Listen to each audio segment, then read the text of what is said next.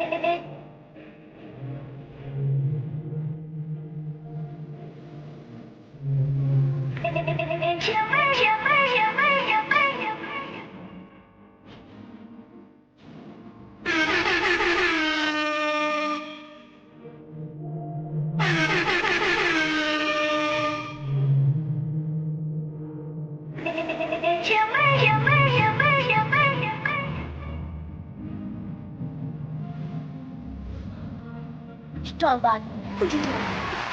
What you talking about?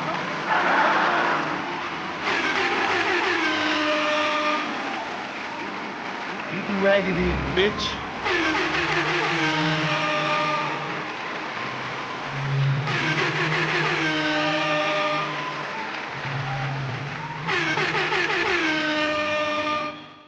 See, little shit like that lets me further know what it is you really do. Somebody got to do it, right? Somebody got to do it. Trap and Flacco been getting to it. They've been getting to it, but I see that there's, and Act just been looking all shocked and shit about this whole thing. This is the first time I've ever seen Academic shocked about some shit. Or just he may be acting like he's shocked because it concerns his boy, you know what I'm saying? But welcome everybody. I'm your host with the motherfucking most chill motherfucking Murray. You are now tuned in live from the spot. Shout out to everybody tuning in and not tuning in. You know how we do and how we rock. What's going on, Icon Bunny, DJ Big Gang, Flash White. What's going on? What's going on? Yes, we are in here. We are in this motherfucker tonight. And this one been lingering, right? Get sip of that Jack. This one been lingering, right? This one has been lingering because I saw it last week, right? I saw it last week when the verses happened. And the day of the verses, YG got detained. Something come down, what's going on? The day of the verses, when I saw YG get detained, I said, oh, that's strange. That's very strange. So why was he detained? They was like, oh, he got detained for the Drakeo the Ruler murder. It's like, what?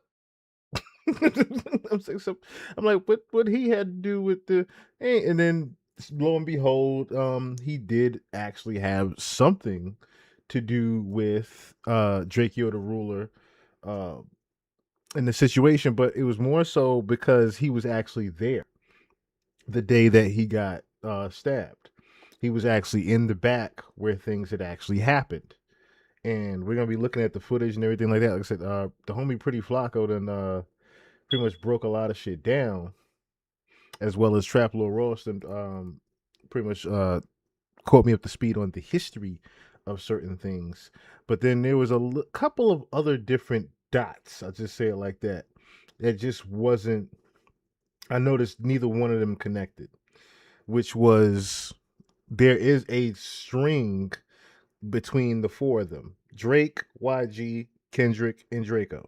There is a string, but there's a certain person that string is attached to that I believe is the person that called that hit because of how it happened.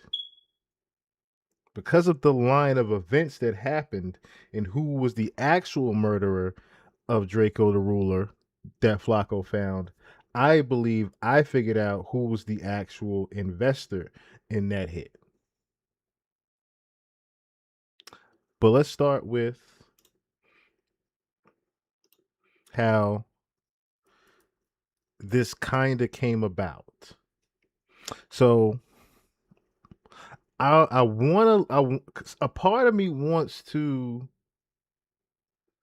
look at it from the Kendrick beginning of it, but I think it's only right. I think it's only right that we bring ourselves up to speed with what's going on with right now. Starting with the incident that happened at Complex. You know, Versus Complex does the Versus. If you guys don't know that, Complex Magazine does the Versus. That's who sponsors Versus. So post that interview at the Versus the same day, mind you, the same exact day YG got detained for the Drakeo murder. For the Drakeo murder, his line of questioning at the Complex interview was pretty, Now, a lot of people also think this was very scripted, which it kind of seems scripted to me. But the more I look at it, I'm like, why would Complex put out a scripted YG post versus interview, right? Why would they put out a scripted post interview? And then I'm like, maybe YG just made certain things subliminal in the interview that made it look like it was. That's why it looked like it was scripted. But the other part that people thought was scripted was because of the line of questioning that he was being asked. Now let's look at this right here. Mic check, y'all hear me? Chill, y'all doing too much. Chill. One at a time. What's up? What y'all want to ask me? Let's get straight to it. YG right here. I got the first question from Complex Music. According to Complex, they made a best LA rappers list and they ranked you number 15 out of 50. I'm wondering, how do you feel about that ranking and where would you personally place yourself on the list? 15 out of 50? I don't know, that's kind of low. Fuck Complex, now I'm playing. Top 5 though, LA, top 5. And this ain't no, like, you know what I'm saying? This ain't 1 to 5, this is just top 5. I'm gonna go. Now, I noticed there, I wanted to say that he was jokingly repeating top 5, but I wasn't sure. So I'm like, why he keep doing that? Top 5. Because who else has done that? Drake, right? Top 5. Follow me.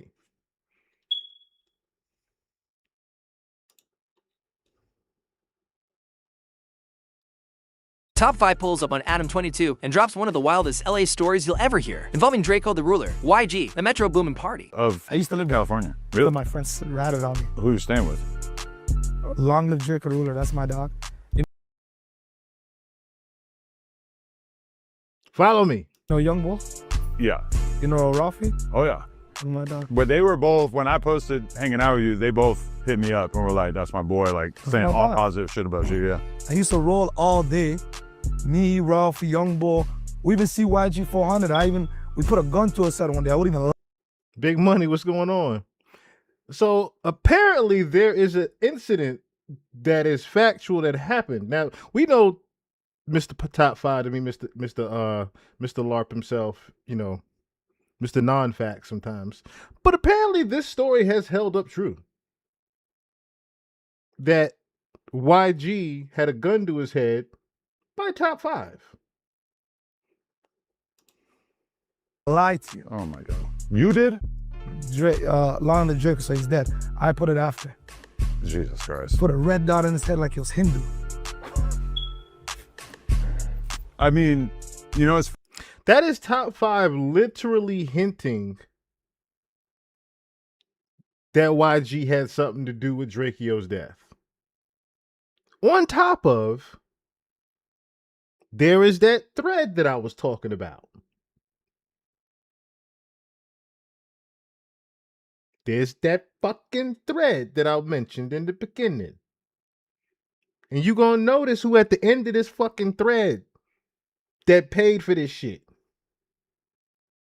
Immediately. So the thread starts with top 5. When I start with top 5, but you know what I mean. Starts here with this, right? YG already has underlying beef with Drake because this never got addressed. I want y'all to think about how long it's been.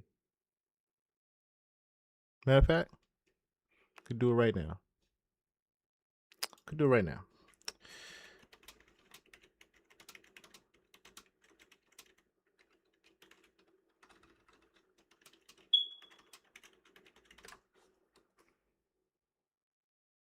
What does magical Google say? Because I want to. I'm banking on 10 years. What I say? I was already banking on 10 years. It's been a decade since Drake and YG have done a song together. A decade since these two niggas did a song together. I said, there's something else. It ain't had shit to do with Kendrick yet. Or why YG and Drake wasn't seeing eye to eye no more. It was something else. I'm like, it don't just fall out with a connect like that in LA. Have y'all noticed Drake just stopped even doing his model type records or his Bay reference records? You notice he just started going to down south. He just left and went down south. He went to Memphis. He went to Georgia. He just Texas. He just went down south. The nigga forgot he even had a West Coast fan base. Until now, of course, with Iceman, when it comes full circle to where he has to diss YG. I'm like, wait a minute, all of a sudden you just don't have any more West Coast bounce records? you don't have any more for the Bay, you don't have no more of those? All your self promoters are janky. We ain't really let the Yankees. The Calabasas flows, they just gone. You just left Calabasas. You just moved out and just forgot Calabasas existed. You just forgot your whole LA life. That wasn't for no reason. It wasn't for no reason. Drake was already started to have problems in LA. And the only other person that he was linking to, remember, we're talking about the timeline here. 2016 is the last time he did a record with YG. That 2017, 2018, 20. That's 4 years. 4 years. What year did... I think it was 21, right? What year did Drake... Was it 20 or 21? Which one?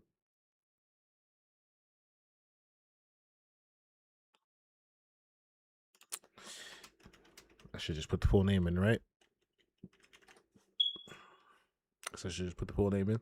I don't know why I didn't think of that, but okay. So yeah, 21.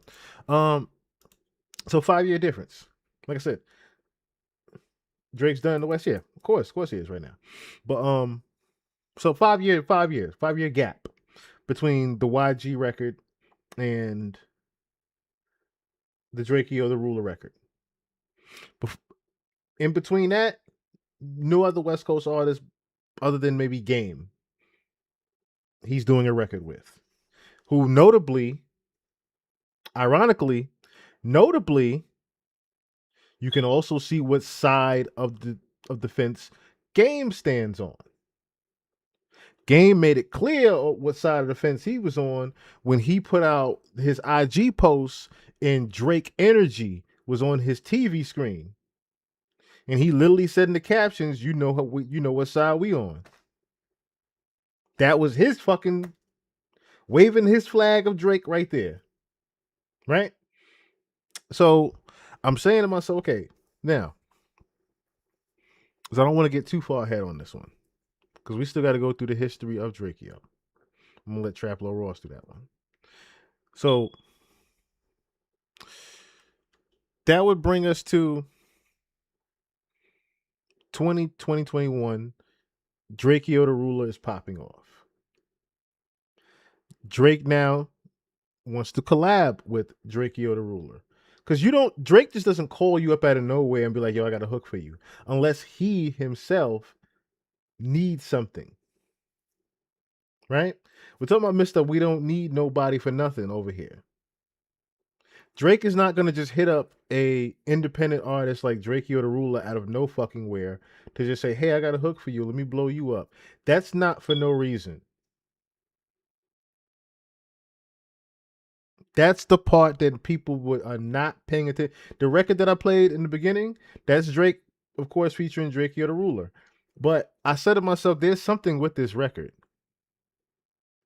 There's something offsetting about this record for the simple fact that Drakeo died literally right after doing this. So now I'm asking myself, okay, there's something else here. No, not necessarily taking up the flows or anything like that. But there, like I said, whenever Drake does something, it's not necessarily always for a favor unless it's for a favor of somebody else. Perfect example. He didn't have to blow up Block Boy JB. He did that as a favor for Tay Keith. This right here was pretty much a favor to him. Pretty much because Drakeo the Ruler was who he really was in the streets.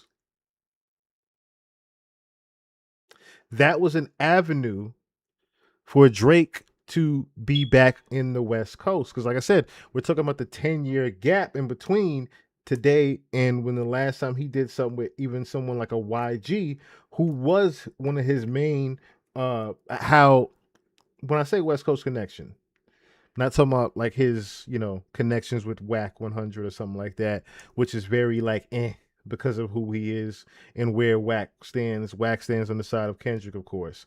Doesn't stand on the side of Drake when it comes to things at the core. So that means, like I said, Drake doesn't really have any avenues as far as the West Coast is concerned, except for a YG or a Game, which Game, of course, is not popping. Game is not the guy on the radio too much. Who is on the radio a lot? YG. Same way, 21 Savage, Future. Drake is a capitalist. He is a opportunist. He knows how to capitalize off of the bigger artists in that city that's running the streets, that has connections in the streets. Put like this, right? Give you another example of why I said Future. Future is an avenue to how many fucking producers in Atlanta? Think about it just like that. Future himself is an avenue to Metro Boomin, Zaytoven, 808 Mafia. You fucking name it.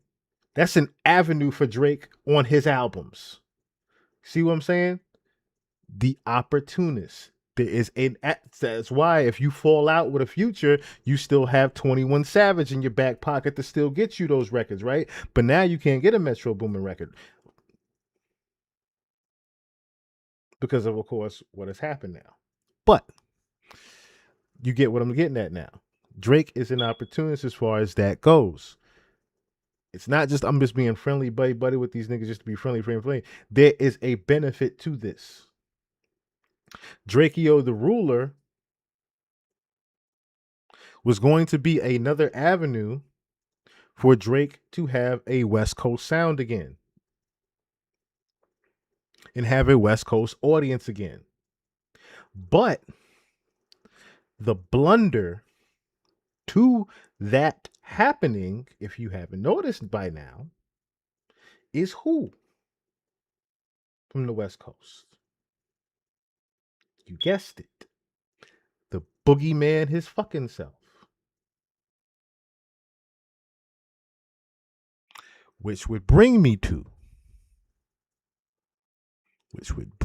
now. Before I get into that, matter of fact, so I feel like I'm getting settled myself now. Like I said, remember what I just said now. The only reason Drake could not get back into the West Coast with his market, we're talking about Drake as a business. You know what I mean? Drake trying to get himself back into the good graces of the West Coast and the connections in the West Coast. He couldn't do it through Whack. YG and him fell out. He was going to do it with Drakeo the Ruler. What he didn't know was Drakeo the Ruler having the situations with Kendrick, both, and YG.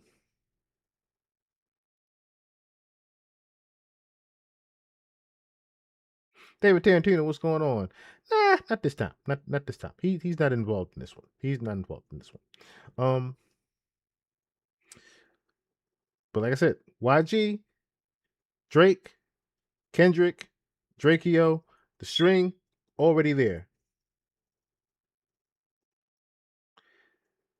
Drake collab happens without Drake being knowledgeable of the YG and Kendrick situation, or he does know, and that is why he also chooses Drakeo the Ruler. You see what I'm getting at now? That is also it's a double-edged sword. I have to work with one of your ops because I can't work with you guys anymore. So I'm gonna blow up Drakeo. See what I'm getting at? It's business. It's always business. It's always something. But it's a lot. This is a lot. This is a lot. This is a lot. This is a lot. Let me continue this press conference interview here. Snoop Dogg, I'm gonna go Ice Cube, I'm gonna go Kendrick Lamar, I'm gonna go Nipsey Hussle, I'm gonna go The Game. Hey, shorty right there with the little skirt on and the chi-chis popping out. You got a question? What's up? Okay. YG, Nike skirt on with her ass popping out. You're 6. what's your dream versus matchup? Jay-Z versus Kanye. That shit'll be viral. Like both got crazy catalog. I would want to see Lil Wayne, his catalog crazy. Like, I'm trying. This sequence right here is not for no reason. Watch how it sequences from just him mentioning Lil Wayne. The universe does not lie. I think who could he go against? It'd have to be like Wayne versus Wayne type shit.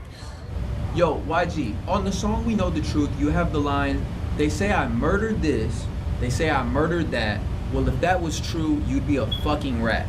I'd be in the cell sleeping on a rack, but too bad that ain't a fucking fact. Why do you feel the need to address this now? Just too much like talk on the internet, you know what I'm saying? Too many motherfuckers hitting me. Is you alright? Kids, dad, are you going to jail? All that type of shit. And I'm just like, yeah, this too, like me being silent and living by the law and the, you know what I'm saying, rules, shit from the streets was like, I'm gonna speak on this, but I'm not gonna, you know what I'm saying, I'm gonna still stand on like the law, like in the rules of this shit, but I think it's time for me to like speak my piece, you know? So pretty much, subliminally what he's saying in the press conference, it's like those that know already know. YG knows that he is in big fucking trouble for that Drakeo the Ruler shit. He knows he's in trouble. It's not by coincidence the nigga drops the album and has the song We Know the Truth. Now, here's the other kicker to this, right?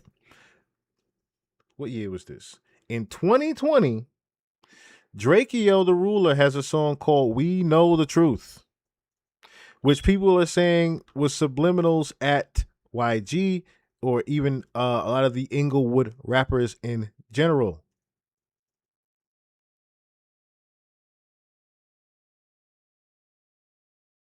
If we talking about some money and I'm interested, Instagram leave you stretched in the intersection. Stop playing when you know what the truth is. Stop playing because we know what the truth is. If we talking about some money, okay, let me just go to the verse. Stop playing, bitch. You know the truth. Oh God, high as fuck.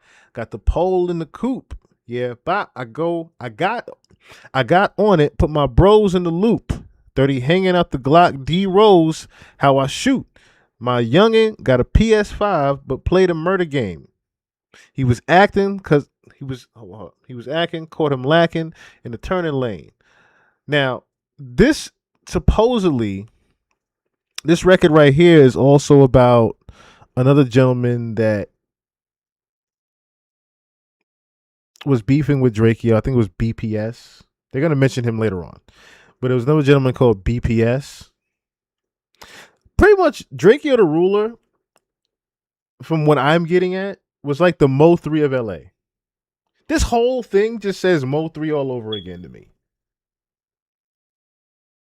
It just says and the what do you call it? The Freddie and I forgot a light skin name now.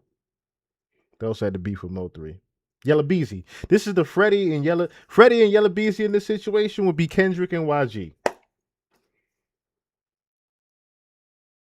Let's just say it like that. The Freddie and Yella Beezy to this Mo 3 situation would be YG and Kendrick, if you think about it. And you're gonna see why I'm saying what I'm saying in a few here, because I said we have a lot of shit to get through. We have a lot of shit to get through here, but talking about the We Know the Truth record, right? YG has a song called We Know the Truth on the new album. Now, why would you name a song called We Know the Truth and Drakeo also has a song called We Know the Truth? Why would you do that? And then on top of that, in the record, you're literally describing what happened the night that Drakeo got murdered. This was the song everybody was talking about. YG, why are you talking about this on record? This was the record everybody was like, why are you doing this, YG? Why are you snitching on yourself? They say I murdered this. They say I murdered that. Well, if that was true, you'd be a fucking rat. I'd be in the cell sleeping on a rack. Hey, but too bad. That ain't a fucking fact. All that talking on the fucking app, the street's done. It's a fucking rap. They want to see me fall, the city whack. Same nigga who once brought the city back. So he's trying to say that LA, or should I say the city connections of LA, the people with the money, the investors, they're pretty much not fucking with West Coast rap anymore like that unless it's Kendrick. Which of course you know why that is with Kendrick. Kendrick is a fucking robot for the machine now, unfortunately. I got paid $600 for that show. He's talking about the show, the Once Upon a Time in LA. He got paid $600,000 for the show. So why would I tell a nigga to fuck it up? And this is a fact you should know. Slim just died. I wasn't worried about, bro. I came to get the dough. Was finna hit the stage. Then I heard how y'all heard somebody got hit with a blade. Talking about when Drakeo got his throat slashed. I heard niggas saying YG paid. Stop lying, nigga. Come run YG fade. So you're literally telling on yourself, saying somebody paid you off to get Drakeo out of here. Not even that you was doing it on your own merit or somebody in your crew was doing it on their own merit. You literally just let us know somebody paid for you to do this shit. Somebody paid you to set that fight up. That is the part that people are not seeing. There was an investor for that brawl to happen. And you're going to start when we play Flacco's video, you're going to see exactly how this whole thing was literally a fucking setup for Drakeo to die at that fucking event. It wasn't even no random cutting in the brawl or nothing like that. That shit was set up from the get-go. Mike, what's going on? Where's the rest? Where's the thing? Yeah. From Complex Music. What would you say is the most legendary rap beef of all time? This nigga crazy. But the most legendary rap beef is for sure the most recent Rap beef. You know what I'm saying? The Kendrick and Drake beef. Real quick, as a follow-up, what was the reaction to Drake name dropping you on Too Hard for the Radio? Like, regular. That's your response to it? Regular. You trying to act like you're not shocked about it, is what you're trying to say. You're not shocked about him dissing you because you know why he dissed you.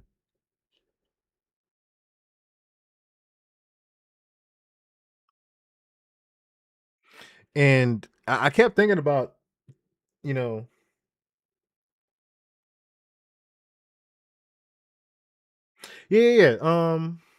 Ghazi. That's another thing too, right? Not to get off subject. Drakeo was also along that same, and this is why I keep saying that there was an investor on Drakeo's death, because this is around the same exact fucking time that not only was it Pop Smoke, Dolph, and Drakeo. I'm talking about all three were Empire artists.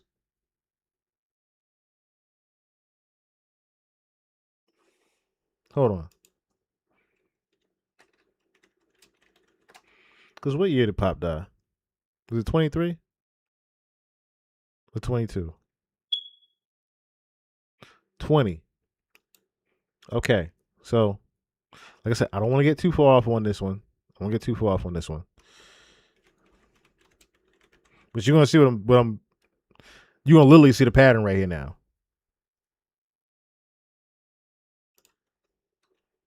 Following year. Following fucking year.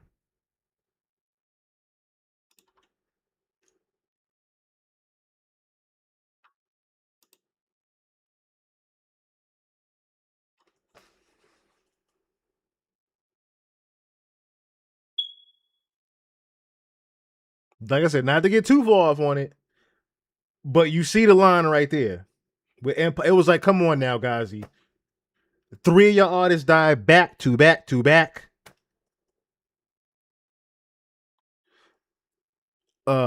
Fucking Pop goes in 2020. Dolph goes the next year. Drakeo dies the next month. And all 3 of these niggas was independent enough with enough money to buy out the fucking label. Or should I say, Pop didn't have enough money to buy a label, but Pop was out of here. Pop didn't need to be on no fucking Empire. Pop was out of here. But without, like I said, we know what happened with Pop. We know what happened with Pop. Pop was a setup to pay off that insurance claim. We already know what happened with Pop. Pop was to pay off that Bentley that he stole. That was what that was. And his homeboy set him up. We know about that part. Dolph, cousin even said it.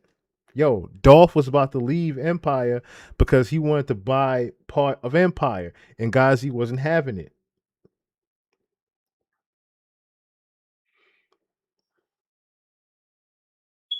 I forgot was Mo 3 Empire? I didn't even realize. I didn't think about Mo 3 being Empire.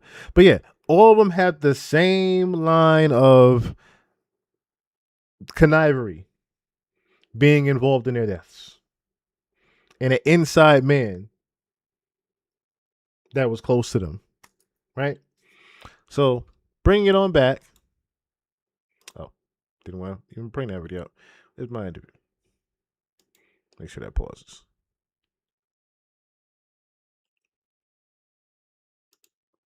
Okay, pause. All right. Regular. When was the last time you talked to Drake? Damn, bro, you got a lot of Drake questions. You can say that shit for the Drake press conference. Y'all motherfuckers trying to go viral and shit with y'all questions, huh? I'm finna walk out this motherfucker soon.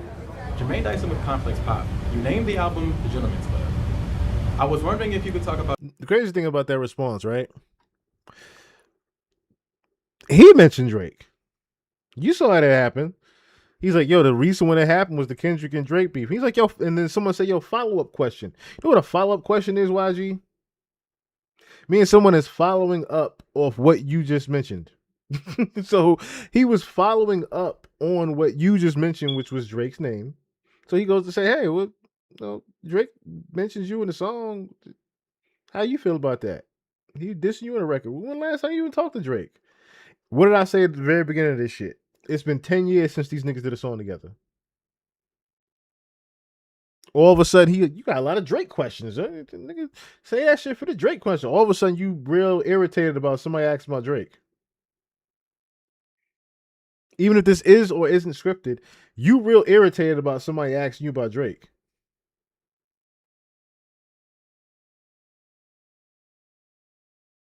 For you to get that upset about that, there's something underlying there, isn't it? About your personal love for strip clubs, and if you've got any tips for first timers.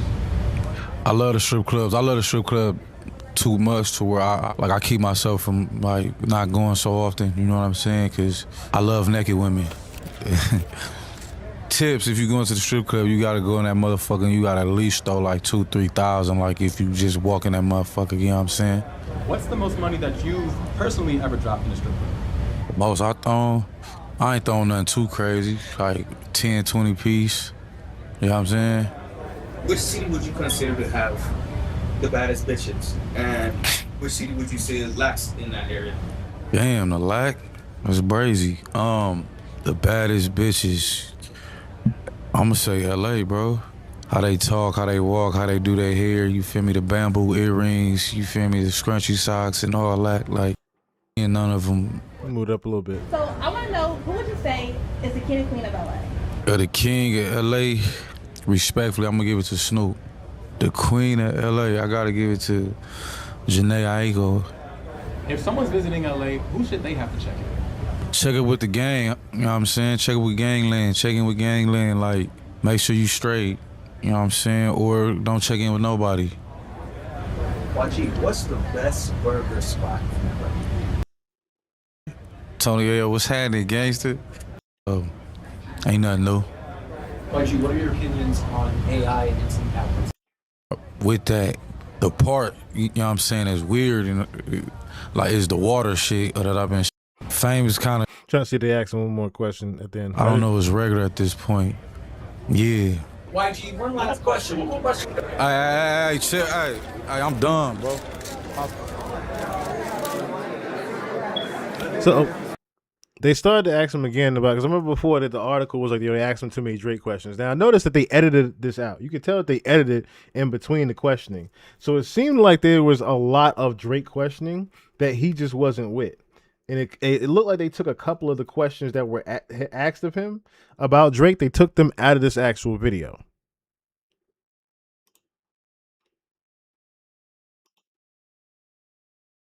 Of being concerned about YG and paying blogs to run negative stories about him.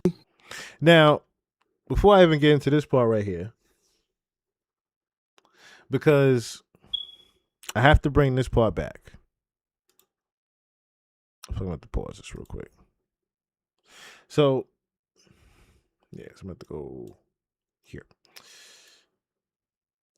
So, now this will bring us to this part right here. Actually, no, let me bring up Trap because I think we need to go. I think it is definitely time to get into the small history of him. It's only like 40 minutes of it real quick. But now this gets into, well, why is Drake number one? But I said before, needing a connection like Drakeo the Ruler. Why is Drake, especially with the names, right? You would think Drake would stay away from somebody named Drakeo, right? Or Draco. You would think he would stay away from that, right? Because of the name similarity. Not embrace it, right? No, he embraces it. But like I said, why would he want to have a connection with a Drakeo the Ruler in the West Coast? Why would he not do another song with YG? Why would he not, get certain West Coast artists to blow up, right? No, he picks Drakeo the Ruler. But now we're going to see why he would pick a Drakeo the Ruler. Because this is going to, now that we're going to learn the history of Drakeo the Ruler a bit, you're going to see why I said this nigga literally was the Mo 3 of this shit. It didn't happen. You know how these be.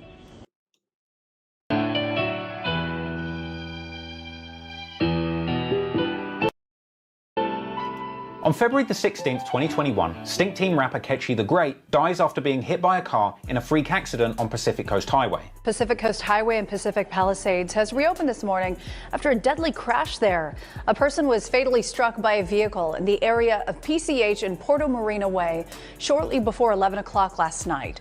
Sky 2 was over the investigation outside of the closed restaurant Sidewalk Cafe. One car involved in the crash drove off the road and onto the beach. The identity of the victim has not been released. Drakeo mourned the loss of his close friend and collaborator on Twitter, as did many other titans of the rap media game. But soon Drakeo would take to IG Live to make sure the world knew that Ketchy's death was an accident unrelated to the ongoing beef. You got hit by a car, bro. But you know how these don't get hit. No, that didn't happen, bro. That didn't happen, bro. It's on the news, bro. It's on the shit, bro. You got hit by a car by some pedestrians. Nah, you know they finna start, though. Finna be popping it like doing something that didn't happen. You know how these be. You want to claim bodies that they ain't do. And it seemed as if Drakeo was right, because soon after this, the likes of Lil Deuce was on Twitter celebrating Ketchy's death, even going as far as to drop his exact location for anybody looking for him after those tweets. Drakeo would clap back on Twitter, calling anybody disrespecting Ketchy a homophobic slur, as well as going on IG saying that anybody that's cool with Inglewood is a target for his team, even if they're not from LA. Any dude hang with him, if you from out of town, you hang with him. If you getting chipped to, straight up. All that playing shit. I just talked about this shit the other day, bro. Just talking about I don't be tripping up coming out here and with niggas I don't give a where you from. I don't give a if you're from Alaska, none of that shit. You getting chipped. I don't care where you from, Texas, any of that shit. You could be from the Bay, Sacramento. You come out here, you getting chipped. Despite the devastating death of Ketchy, Drakeo would go on to have a successful rollout that month of his Truth Hurts mixtape and his Drake collaboration. But things would heat up once again on March the 8th, 2021, when No Jumper released a new interview with YG, where he introduces members of his 400 record label. And during the interview, YG appeared to have a few choice words for Drakeo without naming him specifically, explaining that his crew don't do rap beefs, and saying that if they're in a street beef, it's for real, and his goons are really gonna get you. I'm not finna be going out there doing no rap diss and shit, cause like, if it's smoke, it's really smoke with us. We ain't playing. All that rap beef and all that shit, we not rap beefing, we really beefing.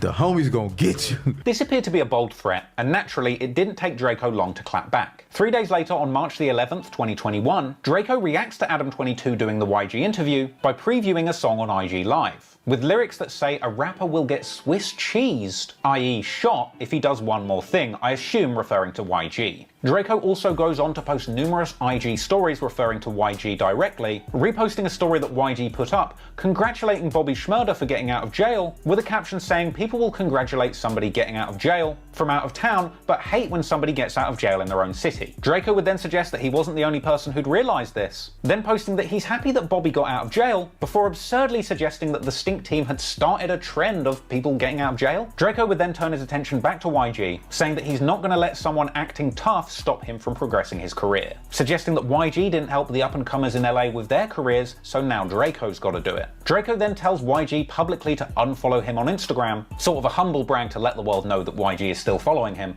A week after that, Drakeo goes live on Instagram, dissing YG again, as well as Snoop Dogg and Boosie for not being independent and not beating charges as bad as the ones he beat. So, with that being said, right? This is again why I said it appears to me that Drakeo had literally become the Mo3 of LA.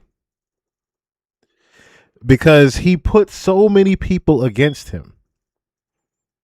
He called so many people his enemy that pretty much were not his enemy.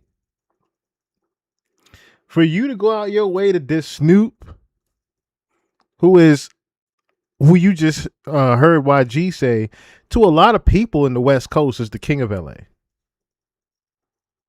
You go out of your way to diss Snoop, and you're young and up and coming yourself. On top of you start dissing other West Coast rappers in general, not just because of where they're from. Yeah, you're dissing Inglewood because of you having ops in Inglewood, as you say, but at the same time, you're also now, like I said, putting yourself against all of the other West Coast artists that could be bringing you up. But because you don't even want to be affiliated with them and you're doing your own independent thing, you now choose to make these same artists your enemy. And you're making them your enemy off of situations that had nothing to do with some of them. Yes, YG is affiliated with Munchie B, the other person you have the issue with that had something to possibly do with your homie being killed. However, that doesn't mean you should put all of these other people in your way and start looking at everybody with the bull seeing red. New Eyes, what's going on? That doesn't mean you become the bull that sees red everywhere, in my opinion. And that's why, again, it leads me back to the whole thing with Mo 3, because unfortunately, Mo 3 had turned everybody against him. In a way, and he didn't even mean to do that. Draco, I don't think necessarily meant to put the entire West Coast against him, but in a sense, he kind of did, without even realizing he was doing it. Shit, what I said. Just keep tagging all this, all that. First of all, just keep saying all this. Oh, what about Kendrick? What about YG? Not independent. What about Snoop Dogg? He beat a murder, not the death penalty. What about this? What about Lil Boosie? He beat one murder. I beat one murder. Attention, nigga. Conspiracy. Yeah. Ain't getting no money from their music. Stop comparing me to that's broken, scary, and want to break it down when I see him. Niggas know what time it is. Shit open up in April, so all that tough ass shit, when you see me, niggas know what it is. Like they don't see the Don riding around LA. What's wrong with you? Clearly Draco was eager to disrespect his ops, but after the loss of his close friend Ketchy the Great, his enemies wanted to do the same thing right back to him. The following month, on April the 9th, 2021, Inglewood-affiliated rapper Ice Water Rock drops a Draco and Ketchy diss song called Ketchy Pack, a song primarily focused on mocking Ketchy the Great's death and showing utmost disrespect by driving over tomato ketchup packets in his lowrider and spilling ketchup on the ground. But while the ops were going low, Draco was going high, because a week after that incredibly disrespectful Ketchy diss song dropped, Draco went mainstream, with his feature on Saweetie's song Risky releasing, giving Draco the chance to showcase his talent to a much more mainstream pop audience. Sadly, Draco's style wasn't necessarily what the mainstream was looking for, with many commenters not entirely happy with Draco's performance on the track. But that didn't matter, because Draco was an independent artist, and the last thing he cared about was impressing a mainstream audience. And so 3 days after that, he would go on to drop a much more independent release, a collab album with his brother Ralphie the Plug titled A Cold Day in Hell. This included more disrespectful songs aimed at his ops like Just Retire, where he says, "I'm the reason that all your homies are dying. The only way I see us having it is my way.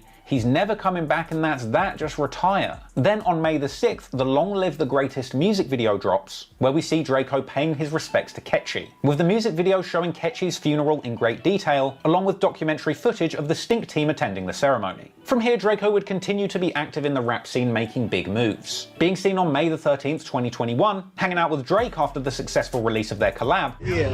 My big dog, man. Yeah, you know what's going on. Two Drakes, man. Yeah, So, that boy. they can't stop it, man. Yeah. They can't stop two Drakes, man. Big Drakes on. Yeah.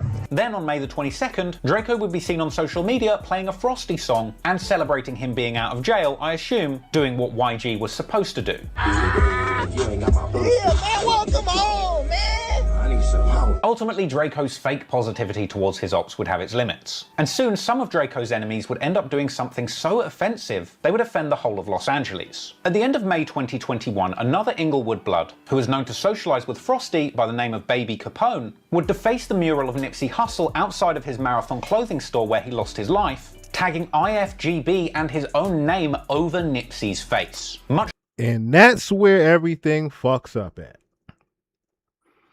That right there is where everything hits. That's where shit hits the fucking fan. That right there is where shit hit the fan. And Draco had no clue that his blood, or should I say that shit had hit him too. Because you see how he just lined that part up? An associate of Frosty's did this? An associate of Frosty, and Frosty is friends with Draco. So how indirectly Draco got involved in this shit? All because Draco wants to make everybody his op. He's indirectly involved in this now. Because your homies with the man that did this. You done fucked up big time now. Now, I don't know if apparently there might not be, or should I say there isn't, because it would have surfaced already. Apparently, he didn't make any apology, or should I say, I don't think Draco was aware. This is why I said he didn't realize how much shit splattered on him over this, because I don't think that there's any footage of Draco apologizing for what his homie did here. Or does he even realize that he was indirectly say, okay, yo homie, okay, you part of this too. I don't think he realized how much a part of this he was.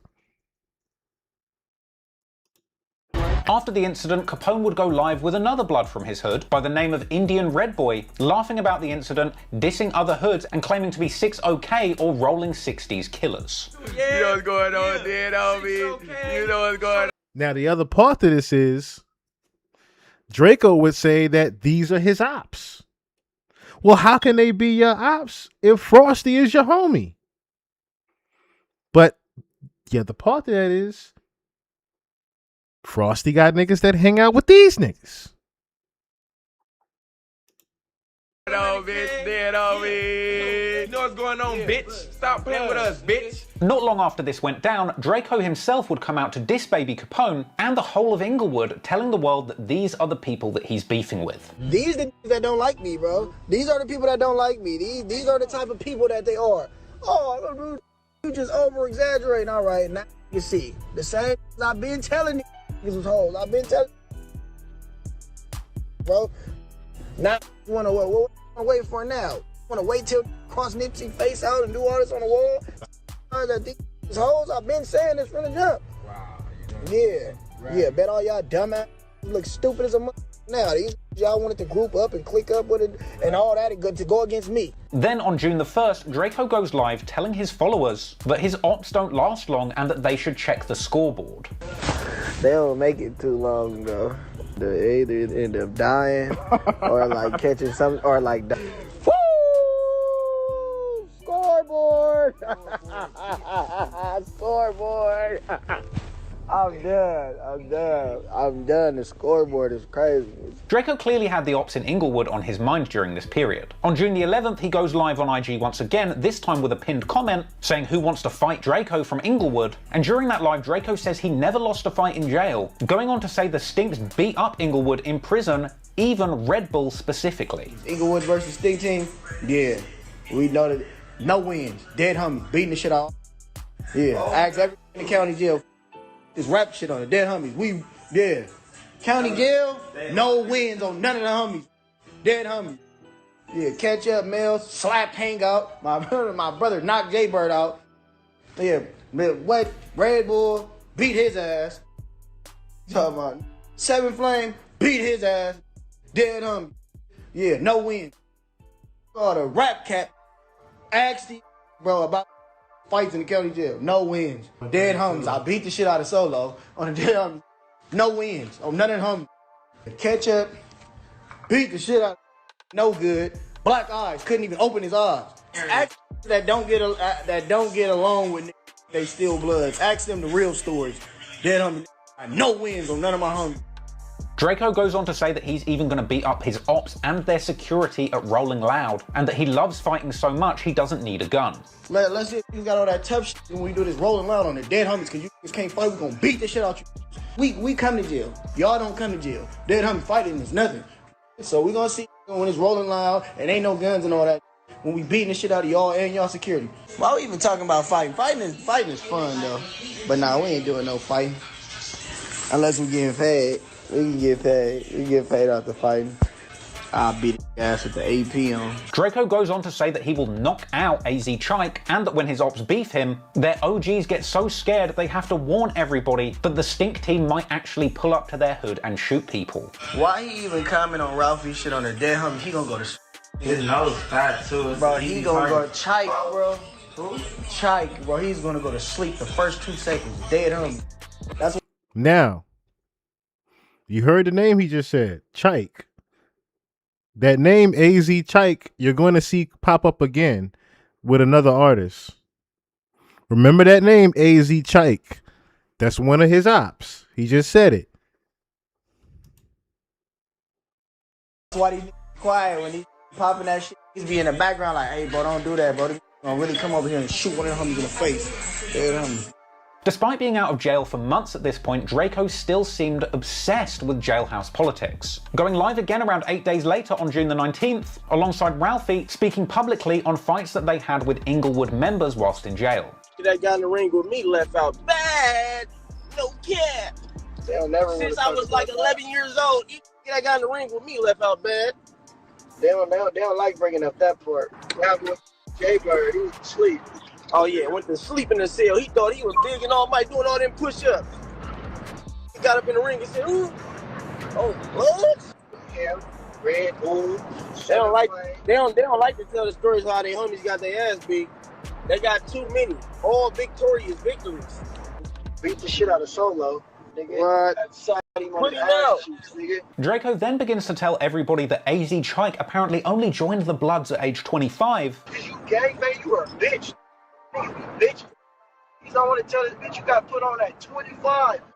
A few days later, on June the 23rd, 2021, Draco goes live again, bragging about the assault. Now, see, now you're listening to the motive that he would have even had for dissing YG, or should I say that YG would have even had for having the fight and brawl backstage with Drakeo the Ruler, saying, "Bitch, you just got put on blood at 25. You wasn't even no young nigga when you got put on blood. You was 25 when you got put on." Now, I know the general consensus is like, who gives a fuck? Number one. Number two, why are you getting put on to a gang at the age of 25? Number three, the other part of that is, again, on Draco's side, nigga, who cares? Why are you worried about that man getting put on the blood? But then again, because I don't know any. The only other one, and the key word I said was alive, okay? The key word I said was alive. Because I know the other one, but he's no longer here anymore. And of course, we just saw where his face is painted at. Rest in peace to my brother Nipsey. So, the only other person that I could think of is Snoop. With that being said, notice how majority, 95%, I would easily say, is what? Blood across the music industry, right? From the Lil Waynes to the Games to the YGs to the Kendrick Lamar's, who is a known blood and has said it on record, has said it in interviews, has said it a lot of times. Okay, we don't have to question if Kendrick Lamar is a blood. The Birdman, you name it.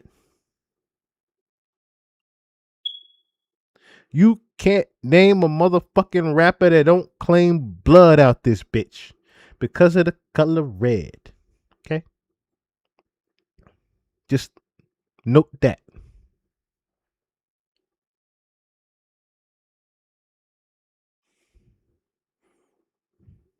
With that being said, the gang affiliations does matter. So when you are dissing the Bloods, you are dissing more than just Inglewood Bloods. Assortment of cars that he brought when he got out of jail. You see how I came, as soon as you get out, Double R, Range Rover, S550. Stop playing with me. I'm not the one to play with. Just hated that I was in jail. The real is out of jail now. Y'all got some to compete with. Yeah, homie. He went on to taunt his ops, telling them that he's outside and that they shouldn't even think about pulling up on him. Outside, where niggas say I don't be at. I'm always outside. Who was that? It's a outside. They like, man, that bitch ass on live right now. He think he's safe. We know where he at. Go pull up on him. Don't think about it. Clearly, there was a lot of danger lurking in these LA streets, and it wouldn't be long until another person lost their life. Because on July the 8th, Indian Red Boy, the blood who had been seen on IG Live with Capone after defacing Nipsey Hussle's mural, would be murdered in the most shocking way, being shot dead whilst on IG Live with Capone himself, quite literally being shot up on camera and dying in front of all of his followers. That footage is still circulating, but is far too violent to show you on YouTube. The war playing out on LA streets was a dangerous game, but thankfully, in between the death, disses, and they made sure they sent that message ASAP Rocky. They sent that message back fast. Do not fuck with the name of Nipsey Hussle. Madman 90, what's going on? You walked in a great time. Crazy we talking about Kendrick and the West Coast and everybody. But yeah, they made that known quick. They made that known real quick. Do not fuck with the name of Nipsey Hussle. And come over here and disrespect shit. All right. Destruction, Drakeo was still finding the time to drop off fire music. His next album, Ain't That the Truth, would drop on July the 23rd. The project containing possibly my favourite Drakeo song, Flu Flammer Op, a certified banger that has Drakeo at his best, came with a music video that dropped later that month, where Drakeo once again showed off his beloved Rolls-Royce Dawn extensively. And on that song, Ralphie the Plug has some eyebrow-raising lyrics, seeming to take responsibility for Red Bull's murder, where he says, "Another one dead if you put your hands on this jewelry. All 12 said not guilty, you heard the jury." Drakeo would also appear to reference Indian Red Boy's graphic murder on IG Live in lyrics from the mixtape's opening track, Just Dance, where Drakeo raps, "Since they like Instagram so much they gon' die on it, 223 shells rocking in his head while he live streaming." So while Drakeo was dropping some of the best music of his career, it was coming out to a backdrop of escalating LA violence. On August the 10th, 2021, Inglewood members were targeted in a shooting where a car carrying Frosty and one of his friends was shot up and hit multiple times, crashing, with Frosty being hit and surviving, but his friend ultimately losing his life. Well, more breaking news at this They hour. sent This another time message. in Inglewood, where police. They sent another message. And did it in Inglewood. They sent another message. Are you coming over here now? You coming over here now? Are investigating after your homie. Okay. A double shooting. There was a shooting here. 2 people sent to the hospital in critical condition off to a local trauma center. And you see this car that crashed. Looks like it's involved in the crash. It's unclear if the people inside were shot or if that's a suspect vehicle. We don't have any information about a suspect being in custody, but 2 people had to be transported to the hospital. Pretty serious shooting here with La Brea shut down. Frosty would even go live following the shooting, still wearing all of his chains and continuing to gangbang on camera from the back of the ambulance.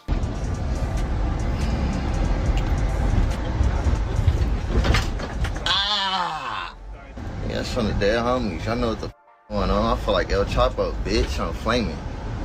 New music coming soon. Watch out for that. Go follow me on Snowgirl TV.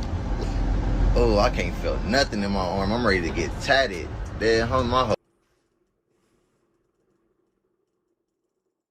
He said, why is a UK man talking about our people in the States? You know what's crazy about that, though? This UK man is observing us the same way that other countries are observing us. Yeah, he was marked for death. They're observing us like every other country. And seeing stupid shit like this that we doing.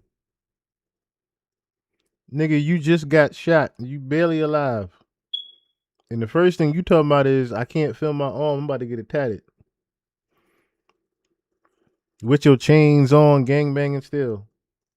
Gangbang to the death of me. Can't even ask you the question, is nigga, is you too high? Because at that point, it's a decision. That is a made decision. This is how you gonna go out. And you do not care. You speaking to the universe with that one, brother. He's speaking to the universe with this video here. They gonna play this one. They gonna play this one at the gate. This one gonna be in the Titantron for you at the gate. Oh shit, nah. Oh, they had to make me a hand thing so I could throw up the B. I told them if I can't throw up the B on F Street, it's bad. No wheelchair for me on the hood. You know, I'm gonna purchase me some new legs immediately. Stop playing. 5,000 a leg on F Street. I can't hold the phone in my right hand. I can still sock it on F Street. They gotta transport me by myself with extra security.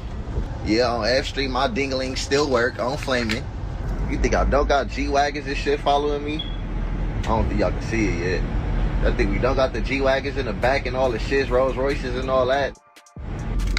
When you a rich, they treat you good, you feel me? They kept my chains for me. With Frosty even telling an audience of IG followers that him and his homie Darby had 2 guns on them when they were attacked, but they didn't get to them in time. All in the comments, I need to see FIP Darby. That's on the dead homies, we had 2 straps on us. Life had happened like that. We had 2 guns, and we still, it happened. Just caught us lacking. It's sad. While one Inglewood rapper was recovering from a tragedy, another was angling to escalate the beef with Draco. On August the 9th... I don't know, and that's the other part of that. Real quick. He doing all this and his man just got killed.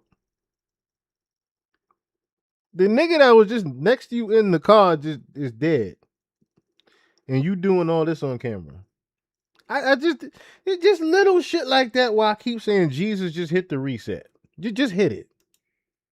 19th, 2021, Munchie B, the blind OG from Inglewood, who appeared in the Hood vlog alongside Red Bull, would release a Draco diss song called The Truth Is The Truth, with the song's title being a play on the titles of Draco's mixtape series, which are all named after the truth in some way. See what I'm saying? That whole thing about why YG dumbass gonna name the song We Know the Truth. And you know that's what Draco was known for. That's why I'm like, why would you be this stupid now? Unless you trying to just come clean with everything and you saying, yeah, you trying to get, you know what I'm saying? Trying to cleanse your soul. You feel like it's time to really just come clean with everything. I'm like, why would you name the song called We Know the Truth and that's Draco shit? On the song, Munchie B dissed Draco's brother Ralphie, saying that he stole his rap style from Frosty. He referenced Stink Team member Solo snitching during the Red Bull trial. He mocked Ketchy the Great for being hit by a car. He even disses Draco's young son, saying he's going to beat him up when he turns 18. A savage diss, but from here there would be much more musical activity coming from Inglewood. As also in August, word would spread of an upcoming collaboration track between Inglewood affiliates AZ, Chike and Rucci. See? His name again. See his name again? This AG Chike guy? And Louisiana rap legend Lil Boosie. This would lead Draco to publicly diss Lil Boosie for making songs with his op AZ Chike, with Draco saying Boosie has been picking the wrong people to work with and that he's now lost all respect for him. Though in all fairness, Draco seemed to have been sneak dissing Boosie ever since he got out of jail, with one of the first songs that he dropped after getting out being a track called Lil Boosie, where Draco says that his charges topped Lil Boosie's murder charges. AZ Chike would respond saying that Draco was trying to blackball him from the rap game and suggesting that Boosie just doesn't care about his opinion. And Chike would later post a story mocking Draco, suggesting that Boosie would never care about his opinion. What y'all think that motive was? Like, what was the end result of telling Boosie you lost all respect for him? Was Boosie supposed to take his verse back? Was he supposed to be like, God darn it, Draco, you're right? He's quote unquote losing respect for somebody he's never met a day in his life. They never exchanged words. They didn't even have a prior relationship to what he said. We actually got a lot of mutuals. A whole lot of mutuals, bro. It's who just took a pic with him that I with. You don't see me saying I lost respect for them or none of that shit. And Boosie himself would even later commentate on the situation in a DJ Vlad interview, ultimately saying Draco's beefs have nothing to do with him and don't influence who he's going to collab with. But Draco's anger about his ops getting a Boosie feature was minor in comparison to the explosion of beef he was about to release onto the LA rap scene. As on August the 20th, 2021, Draco previews a new song called Ingleweird on his IG Live. One song dissing the entire city of Inglewood. And people were all in the comments telling Draco to shoot the music video in Inglewood if he's really that tough, causing Draco to warn his ops not to be doing all that. Shoot the video in Inglewood, tough guy. Y'all know what's up. Don't do all that on my shit. Draco would go on to say once again that when people from Inglewood diss him, their OGs tell them to chill out because they know he'll go there and do something crazy. Why you think when that bitch ass dissed me, was on that? You know why they was on him? Yeah, they was on him because they like, yeah, he gonna come through here. Yeah, stop running your mouth, because you don't got to deal with that when it's come through here and get to acting crazy. Draco would of course go on to diss Rucci and AZ Trike extensively, mainly focused on questioning their street credentials and financial stability. What street shit is Trike doing? Nah, wait. What street shit is Rucci doing? Ah, wait. Cause wearing rags in videos don't make you a street. How many bodies did this be? I'll wait. How many times did even been to jail? I'll wait. Have you went to jail for a traffic ticket? Suspended license, burglary, robbery, commercial burglary. Oh, okay. Nothing? Never been to the county? He proud of his rap sheet, okay. huh? Yeah. Draco proud of his rap sheet, ain't it? He motherfucking proud of his rap sheet. 2,500, 5,000, 50. Bail counts too. Yeah. 50. All right. What type of? I wouldn't be. That ain't nothing to brag about, nigga. 50,000, you did some shit. That's all I'm gotta say. Your bail was 50,000, you did some shit. Cars drive. Okay. Dude, have cars. Okay. Pull up and slap on it because you know what I really be on. That very same day, Draco goes live again, dissing his ops, saying they never went to jail like him, and saying again that they're too broke to have cars. Then to make a song about the homie getting hit by cars and all type of shit, bro. Y'all didn't do that.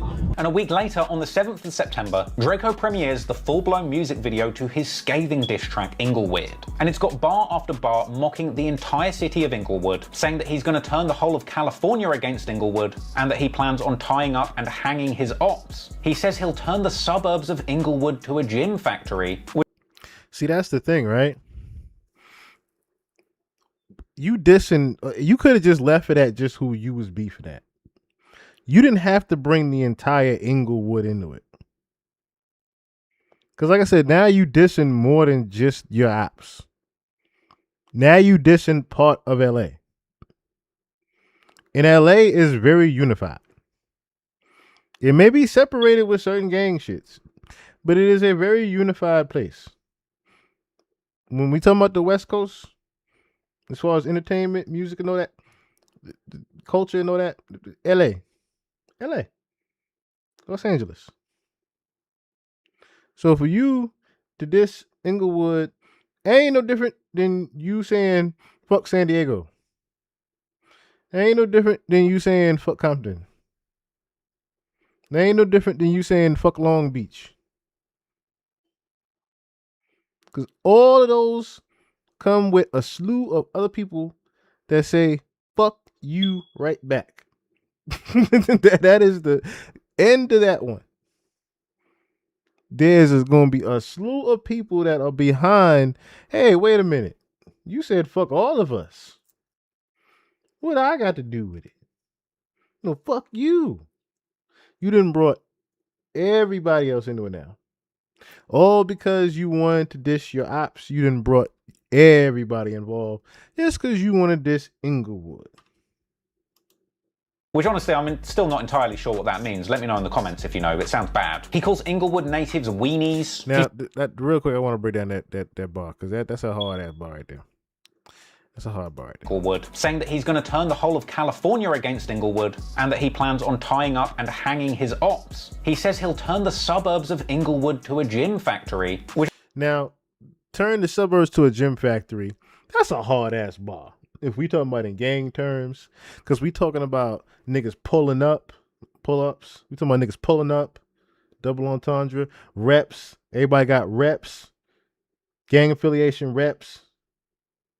See what I'm saying? Weight. Everybody got weight, whether they moving it or pushing it.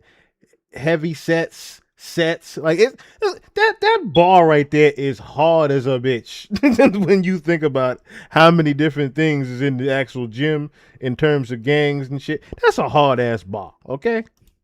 Which honestly, I'm still not entirely sure what that means. Let me know in the comments if you know. It sounds bad. He calls Inglewood natives weenies. He says a lot of people in Inglewood are snitches. He disses Rucci and calls him poor. He disses AZ Trike in numerous lyrics, including one where he questions why he would join a gang at 25, and saying that he'll hang him up like a coat, as well as mocking AZ Trike and Rucci for still being cold in the music industry despite getting their feature from Lil Boosie. With this being a reference to the fact that their collab track Hood Rat still hasn't passed 400,000 views on YouTube. Draco also says on the song that he dropped 50 on a blind person, which seems to suggest that he was putting up money for a hit on Inglewood member Munchie B, who was previously shot in the head and left blind. Draco goes on to rap that his ops are as sweet as buttercups, and that he'll turn their ass to Reese's Pieces, with this being an apparent reference to a rumoured prison incident, which may or may not have happened involving Munchie B, some peanut butter, and some pretty unpleasant things that I just don't even want to get into here. Draco ends the track with one final dose of disrespect, saying "Free Kells," a reference to that Stink Team member who was convicted of murdering Red Bull. Now, I personally think that after all of the drama with Draco fighting the cops and prosecutors, even after being, which I kind of want now.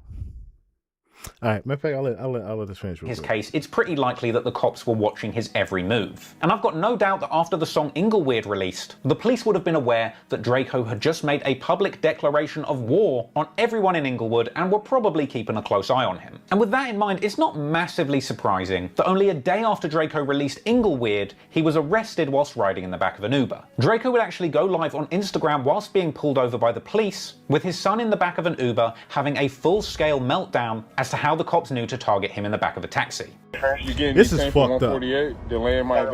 This was fucked up how this happened. Investigation. What is your investigation? I already told y'all 10 windows. I don't have an ID. And I need to identify you. He gave me his ID. You're not giving me your ID. Mind you, still got your seatbelt on. Exactly, I got my seatbelt on with my son. I know, but I'm asking you to, I'm asking you to the car. But now, I want you to put the phone down and put your hands up here. I'm on live. What are you talking about? I'm on live. Okay, I don't care about being on live. I'm on live too. All right. See this? LAPD got me on live too. I'll take my seatbelt. You can put the phone down. If you want to point the phone at me, that's fine. All right. I'm cool with that. All right. I don't know what's going on right now, bro. This is crazy. I jumped in the Uber, bro, to pick up my son, bro. Literally. 5 out of 1. Have all units respond. My son is in the car, bro. This is crazy, bro. Approaching 251. This is. Got my son with me in the car, bro. This is crazy, bro. I'm asking you not to go in your pocket. I'm putting my phone in my pocket, bro. I know, but I don't want you to go in your pocket. What are y'all on, bro? I'm not on anything. I'm not yelling or screaming or nothing. Like you asked the Uber driver, bro. Like, his ID. I asked you for your ID. What's going on right now, bro? Then when I asked for a backup, you wanted to give me your ID. And then I asked you to step out of the car. You told me no. I didn't tell you. No, I said, what am I stepping out the car for? Because we have the right to pull you out of the car. You didn't have an ID. At first, you didn't have an ID. Because I just noticed it was behind my shit. At first, you allegedly didn't have an ID. So I want to identify you. This shit is crazy, bro. This shit is crazy. What the f is going on? So I'm telling you right now, you're the one who's escalating this, and you're the one who's stating you have your kid in the car. I didn't want to do this in front of you, bro, but you seen it. You was behind me, bro. I can still pull you over. Your kid in the car or not. What are you talking about, bro? What the f is going on? So this is where we're gonna be at right now. My supervisor here. I'm gonna tell you, my supervisor here, and then we got a couple more units in here. We're gonna ask you one more time to step out, and if you say no, then we're gonna do what we gotta do to get you out. It's crazy, and then I'm gonna take you out, and then yeah, that's kind of fucked up. That's kind of fucked up how that happened right there. Ended up taking him at the. They ended up pulling over the Uber driver, right, for tinted windows. But then saw he was in the back of the car and wanted his ID, and because he refused to give us up. First of all, why are you even asking for his ID? You pulling over the Uber driver. I ain't got shit to do with the window being tinted. I ain't got shit to do with that part. that whole thing just looked like somebody, of course, tipped them off that Draco probably had a gun, this, that, and the third, or whatever. It was real fucked up. That was real fucked up. And to have that, and this is where, like I said, looking at that string I was talking about earlier, and how there is someone else attached to this fucking string that keep tapping on this motherfucker. Because for him to be pulled over in a Uber, that don't say rapper tip off. That don't say street nigga tip off. That say somebody with police connection tip off. You follow me? That says somebody got 911. Somebody got a detective in their back pocket. And just think about the 4 people I named, and you think about who all 4 of them motherfuckers got something in common with. Because you're going to hear his name and relates to Draco. Because already I'm pretty sure y'all connected the dots as far as who this person might be. This is going to be a Scooby-Doo mystery, because the motherfucker that's actually behind this, he's going to be right there standing in sheep's clothing. The Wolf of LA is right there. Right there. He trying his hardest to start a street war on the West Coast. That's a good observation. That is a very good observation. Because Drake is a chess man, and that could easily be one of his goals of this. Especially when he's got a record called Too Hard for the Radio, and you have one of the DJs trying to make their own version of the record and then you're editing out Kendrick. Why are you being weird editing out Kendrick's this? Just don't play the record. But of course, now you're causing friction among the DJs. Now you're causing friction among the streets. It's a good observation. What are y'all doing? I'm on live, bro. Hold up, bro. Hold up. What are y'all doing, bro? What are y'all? What are y'all doing, bro? What are y'all doing, bro? Draco would later be seen being led away from the scene in handcuffs, being taken into custody, with many speculating he'd been caught with another gun. Following this situation, Draco was taken to the station, he bailed out, and then went live on Instagram, suggesting that the ops are the ones snitching on him. How many times have you ever seen that before? Pulling over Ubers. Pulled over an Uber. With my son in there. All they gonna do is tell him, I know. After this, Draco would go live once again, suggesting that somebody from Inglewood had something to do with his arrest, and saying that the ops are hoping that he gets beaten up in jail. Then he like, oh yeah, well, then he talking about me getting a book yesterday. He talking about yeah, well maybe because he made that diss song against the whole Inglewood, like this is a threat to me, bro. Like, what are you talking about, bro? You sound like the police.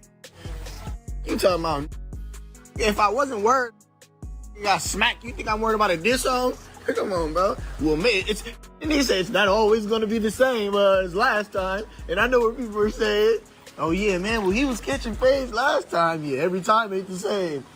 So if I was catching fades last, so maybe it might be nice this time, bro. Maybe you bitch ass. You talking about 2 or 3 niggas? Yeah. That was like maybe since that died, bro, and didn't want to fight me then. Maybe 2 or 3 might be bold enough to fight me then. You hear that? Snitch ass.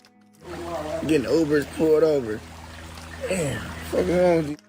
Sadly, it was this moment when fans began to get concerned about Draco. A post on the subreddit Cali Banging, Reddit's premier community discussing California gang politics, saw a fan pondering Draco's toxic personality, suggesting this might be the reason that he's not going to make it out alive. Pointing out that more people like Draco than he even thinks in LA, but implying that he is sabotaging his own career by leaning into gang beefs, when he should be focusing on his career after getting the industry boost that comes with working with a mainstream artist like Drake. Some suggest Right.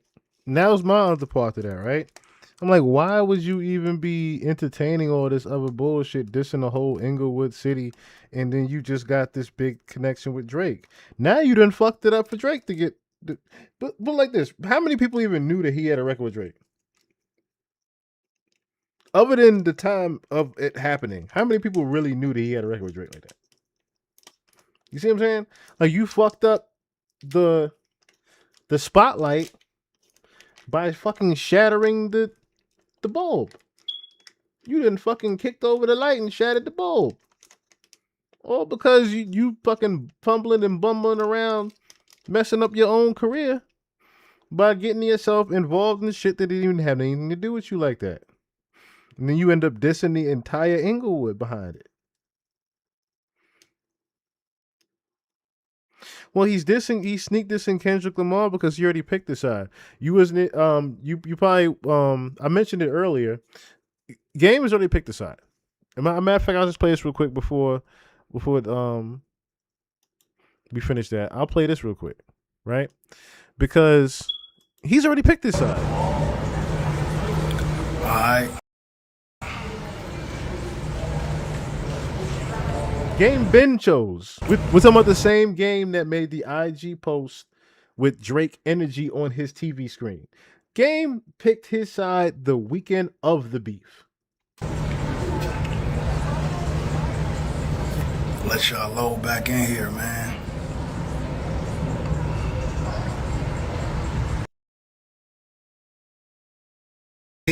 And because I don't want to play internet games with niggas all the time, or be on this motherfucker every day, or be on these people red carpet, or doing all this shit, I'm like, that shit ain't for me, man. I got into the game thinking that this shit was gonna be one way and it was a whole other way. So I had to, navigate myself through this shit, my whole time in this shit. And I've been in this motherfucker since 2003, right? Because that's when I got signed to Aftermath, 2003. I've been in this shit since 2003, being a solid ass nigga to everybody, nigga. And if you ask anybody, anybody that really know me that's in this motherfucking industry, and I'm talking about anybody, nigga, you could ask go ask Dr. Dre, man. Like, sit Dr. Dre down and really ask that nigga about who I am and my character, and like what he really feel about me at the end of the day as a man, nigga. Fuck an artist and all the rest of that shit, nigga. Talking about as a man, nigga. You know what I'm saying? R.I.P. my nigga Nip. But ask Nip if you could ask Nip himself, he would have told you, and he did tell you out his own mouth, nigga, what, I contributed, to his career. From the beginning, bro. From the beginning of this shit on the West Coast, nigga. Coming straight out of West Side, Cedar Block, Bompton, Piru. Which is still my hood to this day. Nigga ain't never slacked, ain't never ran, ain't never did nothing but throw this shit up. Nigga, I took that Cincinnati hat worldwide, nigga, and I put on for Compton, nigga, and I put on for the West Coast, nigga. And Top Dog know what it is. Kendrick know what it is. Nigga, YG know what it is. Mustard know what it is. Ty Dolla $ign know what it is. Dr. Dre know what it is. Snoop know what it is. Nigga Hit Boy know what it is. My nigga Dom Kennedy know what it is. All the powers that be on the West Coast. And I hope my RJ, nigga, everybody, nigga. You know what I'm saying? Everybody on this motherfucker know what motherfucking Chuck Taylor is and what I am. And, what I done for the West Coast, nigga. Drakeo the Ruler know what it was with me, nigga. We chopped it, nigga. We was in the studio, RIP his soul. One thing I hate is when the West Coast motherfucker that I fuck with lose they life. That shit ain't cool to me. That shit ain't cool to me. It's cool to y'all. Y'all like to pit niggas up against each other and then go under the motherfucking, the comments and shit, put RIP this and RIP that when a nigga die, and then tell a backtrack on your motherfucking, on your gaslighting ass fanhood, you know what I'm saying? And tell a nigga, oh, y'all should have squashed that and y'all should have been bigger than that. Nah, man, a lot of y'all motherfucking fans be the reason this shit is all fucked up. Now, as far as the motherfucking Kendrick and Drake shit, nigga, that's Kendrick and Drake shit, nigga. You know what I'm saying? Kendrick do his shit, and what he did last night, nigga, that shit was amazing for the West Coast, nigga. I sat back and I watched it, nigga. I ain't have to be there, you know what I'm saying, to think that the shit was motherfucking cool and major. That's cool, nigga. I think it's a dub for the coast. I think that what K-Dot did for a lot of West Coast niggas last night was hard as fuck, nigga. I think it was hard. I think it was dope of him and big-hearted of him to do that shit for niggas. You know what I'm saying? But that nigga learned that shit on the way up. The same way that he looking out, nigga Snoop looked out for me like that, nigga. I looked out for motherfucking Kendrick like that. I looked out for Nip like that. You know what I'm saying? I looked out for Top Dog before it was, Top nigga. Top Dog wanted to motherfucking give me half a Top Dog. I didn't want nothing from niggas though, bro. I just wanted to push niggas in the right direction. Nip asked me personally what he could do to pay me back for what I did for him, nigga. I met Nip on the streets, nigga. I brought Nip in the studio, nigga, in Encore Studios, Burbank, California. Nigga, I got on 2 of his songs, nigga, and let him go do his thing, nigga. And Nip rose to his celebrity and to his power, nigga. But, nigga, I was just a step on the ladder for some, I was just, there for a nigga that was already gonna go to the moon. But niggas ain't gonna try to strike Chuck Taylor, nigga, and say I ain't do what I did, nigga. I looked out for everybody on the coast, nigga. Ask Glasses Malone, nigga. Ask anybody that you can ask, nigga. You go ask Big Boy, DJ Head, Fuzzy, nigga, anybody about motherfucking Game, Chuck Taylor on the West Coast, nigga. I ain't did nothing but look out for niggas. That's all I did, nigga. Put on for my city. I took Compton around the world, nigga, and I did this shit for years, nigga. So if you haven't been reading between the lines, this is him addressing why he wasn't at the Kendrick Lamar concert. He wasn't at the concert, the big concert that was dissing Drake. He was the only, and damn near I would say only, West Coast artist that was not at the concert. I didn't even play it. What's going on? I didn't even know he got checked in UK. I didn't know about that game. But he was the only artist that was not there. So that was very visibly noted to a lot of people, and they wanted to just, what was his thoughts, or was it, why was he not at the concert? And then you hear him subliminally addressing that it was going to be looked at as him doing a favor for Kendrick if he showed up. Game said, nah, I'm not doing that. I ain't got to show up. I'm not standing on that side of the fence. Snoop, yes, Amina, what's going on? Snoop noticeably didn't show up. Well, the thing about Snoop not showing up,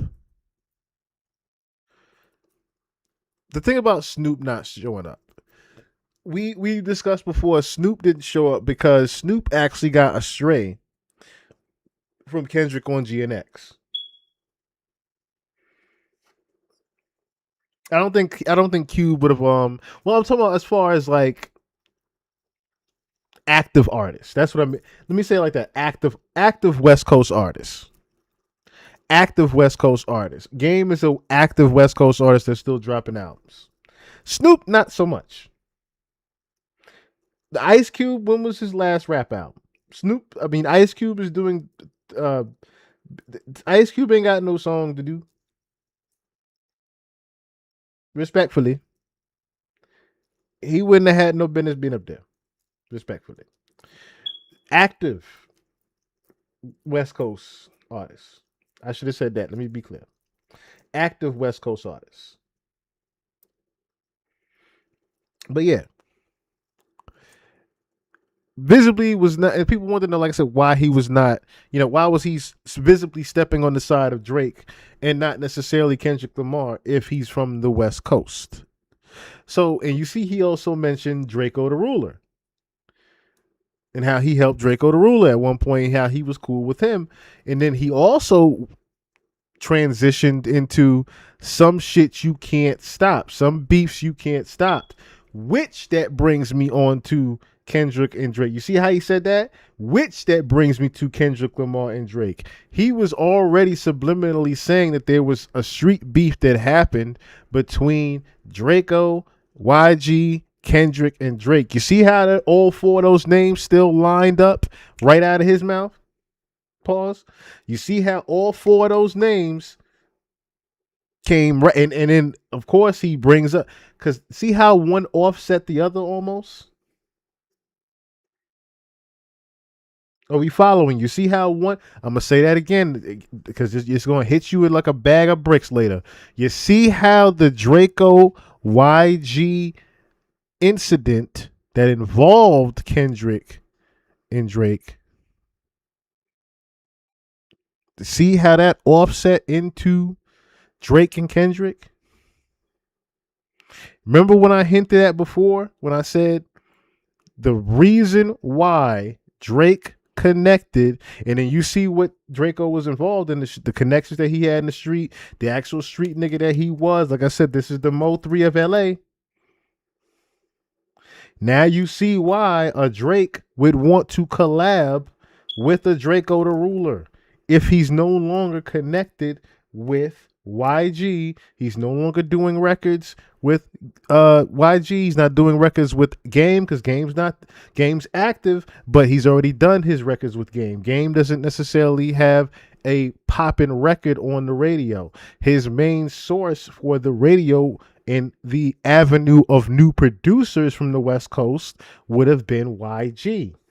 But because he fell out of his connection, he fell out with YG and lost those connections with LA. He had to regain the connection through what? Through someone else that was up and coming in the street, which would have been a Drakeo the Ruler. All that stopped short with Kendrick Lamar.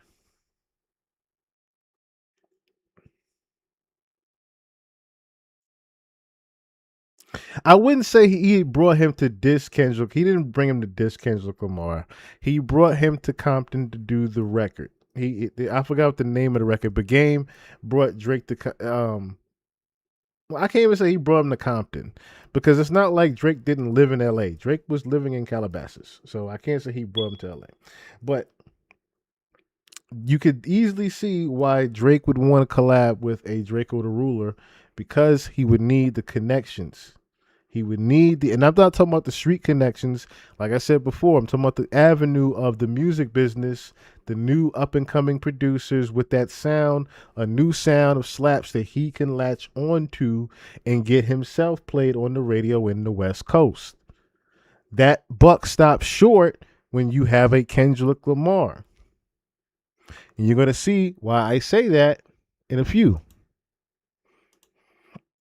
Suggested in the comments that perhaps it was Drakeo's lean addiction or PTSD from solitary confinement that had been clouding his judgment recently, with some going as far as to say that if Drakeo continues down this path, he's unlikely to see 2022. With hindsight, it's clear to see just how right these fans were. Drakeo essentially signed his own death certificate when he released Ingleweird, but perhaps he just couldn't see it through the muddy puddles of lean clouding his judgment. Naturally, a response to the song would be coming from Inglewood. Thankfully, this begun with back and forths in music rather than violence, with AZ Chike taking to Instagram Live on August the 25th, revealing his new Drakeo diss song Lil Stink Stink, with Drakeo raiding the chat on the IG Live personally to mock and threaten AZ Chike. Drakeo said people get smacked for speaking on the Stink team. He said Chike's own homies are warning him not to drop the song. He called the track garbage. He suggested that he had sent a request to join the live, which Chike had ignored and just let sit there, and leaving one final ominous comment saying everybody from Inglewood gets killed anyway. It's no Now, remember I keep saying this, right?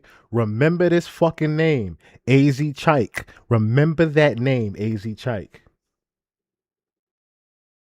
Madman, you should see where I'm going with this. That's why, yeah, look at what Madman is saying in the chat. Madman is literally saying Drake is trying to cause a West Coast war. It's a reason Madman is saying that. No wonder that the track got under Drakeo's skin, when the song itself included sampled audio of Drakeo being arrested in that Uber only days before. In response to the track, Stink Team member Money Monk apparently pulled up to AZ Chike's house looking for a fight. Chike, where you at, bitch ass? I'm at your house. And it's your house, Chike? Where you at? Where you at? Okay, check, Chike, or get in this month. Come outside and play, bitch. I'm gonna see your parking lot for like 20 minutes, marked ass. In the days that followed, Drakeo would continue mocking his ops online. On August the 27th, he posted up on IG, wearing sunglasses and pretending to be blind, saying that he's doing the Munchie Bee challenge. Drakeo's latest disses had Redditors convinced that he would be dead soon, unless somebody stepped in and talked some sense to him. But since Ingleweird, the line had been crossed, and there really did appear to be no turning back for the Stink Team now. On September the 8th, 2021, Money Monk would go on to drop the song Peanut Butter Booty Pack, a scathing Munchie Bee diss once again referring to that peanut butter incident. And a week after that, on September the 16th, 2021, Drakeo pulled up for an interview on No Jumper once again, this time speaking incredibly recklessly. He opens up by saying that he is a completely different person to who he was in the last interview, suggesting that in the last interview with No Jumper he was fresh out of solitary confinement and still suffering mental health challenges, saying that now after some recovery time, he's a cocky millionaire ready to hurt his ops' feelings. See, I'm myself now, so it might be a little... So this interview is different now. You were saying that last time you were here... I was fresh out of jail, bro. I just different version of yourself? Like, yeah, bro. I was inside there like fucking almost 30 months, bro. Like, it's different now, though. I'm a millionaire now. It's kind of different. I think that's what they mad about. Because everybody was laughing when I was in jail. Same way they was laughing when I was getting booked by the police. In the interview, Draco would also reveal that he was once again booked for possession of a firearm. Drake becoming not Netanyahu for the music at this point. He damn sure is. Firearm by a felon after being arrested in that Uber. But they didn't press any charges on you or anything? No, yeah, they said, oh wait, they said they found a gun. Felon with a firearm or something. Draco would then go on to reference the Munchie B peanut butter incident once again, all while very diplomatic co-host AD tried to avoid saying anything that would escalate things, giving Adam22 a strong eye to try and get him to move on to another topic, all while Draco was warning that the ops are going to be after Adam next. Did you see the part where about the peanut butter? No, peanut butter. My bad. Who got peanut butter? That's a whole nother situation. They might come for you after Adam. Street shit. My bad. Okay. Do that. Stay away from it, Adam. I don't want to say nothing about peanut butter, whatever the f that is. What would you do if somebody put peanut butter in your ass? Oh my God. Well, it would really depend on the person. Yeah, Shorty in the back like, no, no, We're don't. not gonna touch on this, Adam, because If my girl wanted to do that, I mean, it is what it is. Stay away from it, Adam. Okay. Leave it alone, bro. see, that's what I told you, man. Y'all gonna be ready for Like, me. AD quickly said, "Shut up, Adam. Don't even." Hey, that's good. You feel me? Gina's telling me not to engage with this. I don't know what it is. She's For just the first time you have ever seen that happen on No Jumper, where they're literally telling Adam, "Hey, shut the fuck up. Do not get yourself involved in this." You have never seen that happen on No Jumper. In the recent, you talking about No Jumper that's always welcoming the shits. For them in the back and AD to say, "Hey, Adam, no, do not touch this one with a 10-foot pole. Leave it alone." it's like, stay out of this, Adam. Hey. I look, Adam. LA. It's a complicated You know place. me, bro. I don't care. But Draco wasn't done clowning Munchie B or dragging Adam22 unwillingly into LA gang politics, as Draco proceeds to ask Adam what he would do if a blind person said they were after him. Hey, if somebody that can't see said that they was gonna slide on you, how would that happen? You blind. I'm just wondering this. How are you gonna do anything if you blind? You can't see. You can't even drive. Oh, okay, nobody. Nobody important. It's crazy. I don't know. My bad. I know the truth. From here, a confused Adam says that he often doesn't know exactly what I know the truth. See how he threw that in there? See how Draco threw that? I know the truth. Again, referencing that song by YG, We Know the Truth. people are talking about when they make inside references on his podcast, with Adam inferring that he didn't know what YG was talking about when he came on No Jumper and said that his crew are really gonna get his ops, with Draco clapping back and saying YG isn't really tough. Sometimes I feel like people are talking in innuendo on my podcast and I'm kind of not in the loop. Remember the YG interview?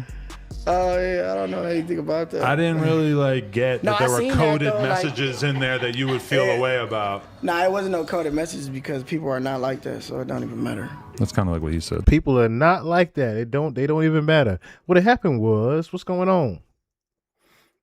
Kendrick 616 LA was a diss towards the game and Drake because 616 LA was the game and Drake both made the 100 music. Kendrick said with WTP song Neighborhood War. Yeah, trust me, we're getting to that. We're definitely getting to how Drake is literally starting this West Coast war from the inside out. Yeah. Naturally, the conversation would eventually turn to Inglewood, with a newly cocky Draco the Ruler leaving nothing off the table. He started by saying that he has enemies that don't gangbang, but represent Inglewood and are united in hating him, ultimately saying that he will never resolve his issues with Inglewood. That don't gangbang, bang Inglewood like it's a gang. Like Inglewood, and if you beef with anything over here, we're gonna have each other back. Well, I hope all that shit gets resolved. Never. And Draco goes on to say that his ops aren't really killers, saying they don't own guns and their threats against him are not valid. Do not be like that, Adam. I'm telling you, bro. Because we be laughing and joking about the situations. Motherfucker be like, I'ma kill you. You don't even own a gun. And finally, Draco would end the interview by saying, free Kells. You got any last words?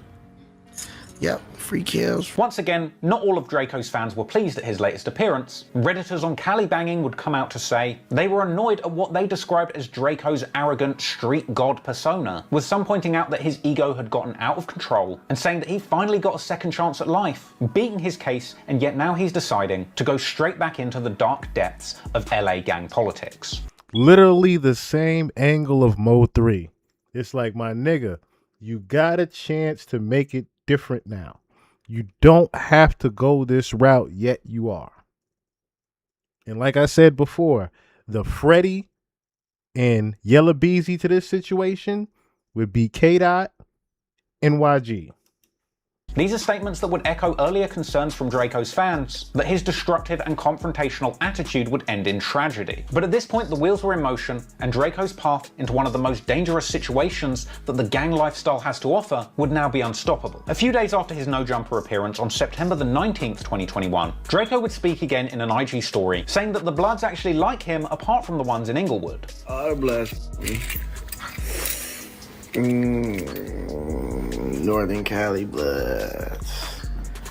Now let me scratch that. South Central Bloods, Compton Bloods, Pasadena Bloods, San Diego Bloods, Bakersfield Bloods, Northern Cali Bloods, Stockton Bloods, Sacramento Bloods. It's just one group of individuals who don't like me. Crazy, ain't it? And a few days after that, on September the 26th, Literally just put the whole LA gang of Bloods against himself. He just started naming all the Bloods. He said Bompton, Sacramento. He started naming all the sections of the Bloods. Second, Munchie B drops another diss track called Last Lap, dissing both Draco and Nipsey Hussle, whose mural was vandalized by Capone. Eventually, more of Draco's enemies would come out to dispute things he'd said. AZ Trike addressed Draco claiming that he joined a gang at 25 in an Innovators interview. What can I gain from joining a gang at 25 that I already got right now? Trike would go on to say that Draco has issues with his homies, not him, but it wouldn't be realistic to be cool with Draco, considering the history with Inglewood. That is some problems he got going on with the homies. They got nothing to do with me, and that's why he mad, because I with him and I'm loyal to him.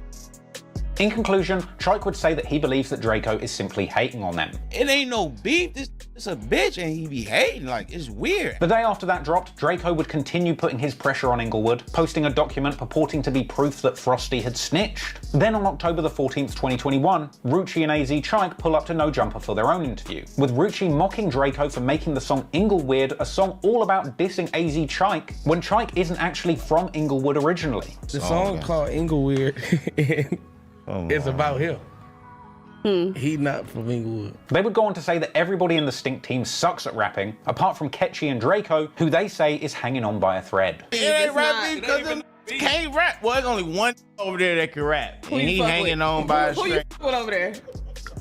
Little fat boy, little fat girl, he's straight. Like, you know what I'm saying? He do his thing time to time. The only other over there that was really greasy, very talented, like really some shit, RP was Catchy. Trike also appeared in a bootleg Kev interview, saying Draco is simply mad that him and Rucci's careers heated up, and saying that he's only mad because they turned him down for a feature whilst he was still in jail. What the hell happened with Draco the Ruler? Because don't you guys have mutual people involved in each of y'all situations? So where did things go left? He don't like that we hot. When I was in jail though, he wanted on there though. I told him no, because I Inglewood, and that was it. Rucci went on to say that his entire hood didn't get on with Draco. My city, I'm from Inglewood, we don't get along, bro, as a whole, you feel what I'm saying? So, oh, you just doing that because you with them. Nah, it's the homie being loyal, bro. Right. You feel me? But nah, we just with nothing over there. They keep hating and keep saying something about us, so it's like, we gotta give them a little attention. Ultimately claiming not to be happy about the Inglewood song and saying it sucks. What'd you think of it, like as a song? That shit was not tight. Yeah. It could have been better. Yeah, I felt the beat was hardest.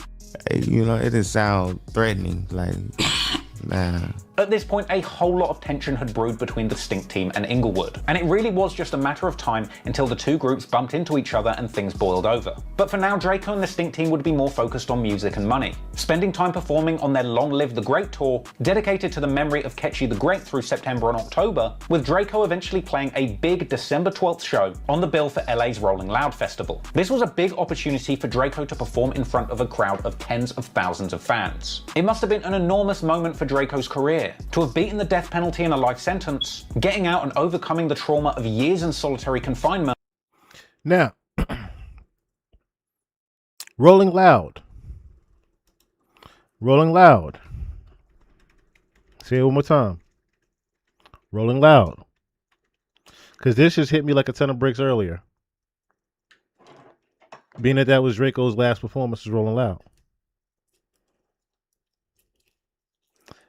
I think we were wrong about who he was talking about on this.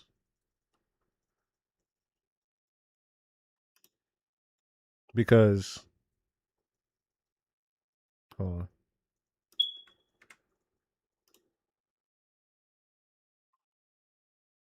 So, first verse, right?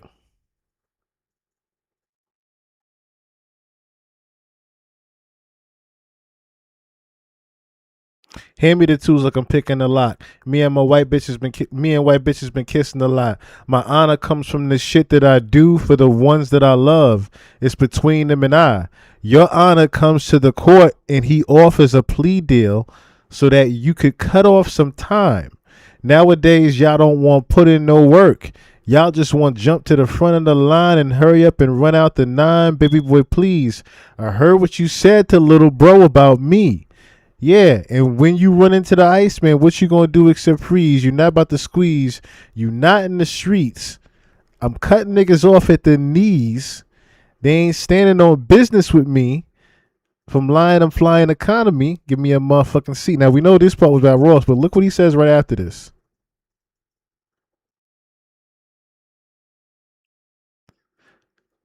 Look what he leads into with the hook. Whisper my name and don't say it too loud. Like Draco. Nike, what's going on? Draco. Whisper my name and don't say it too loud. Because you got to come here and you know I pop out. I'm at the pop out. The LA pop out. We turned up Coachella, had boys backing down, but look at this part. We might do the same if we touch Rolling Loud. If you my nigga, then say that, my nigga. Like, what's up, my Crody? Come hug me right now.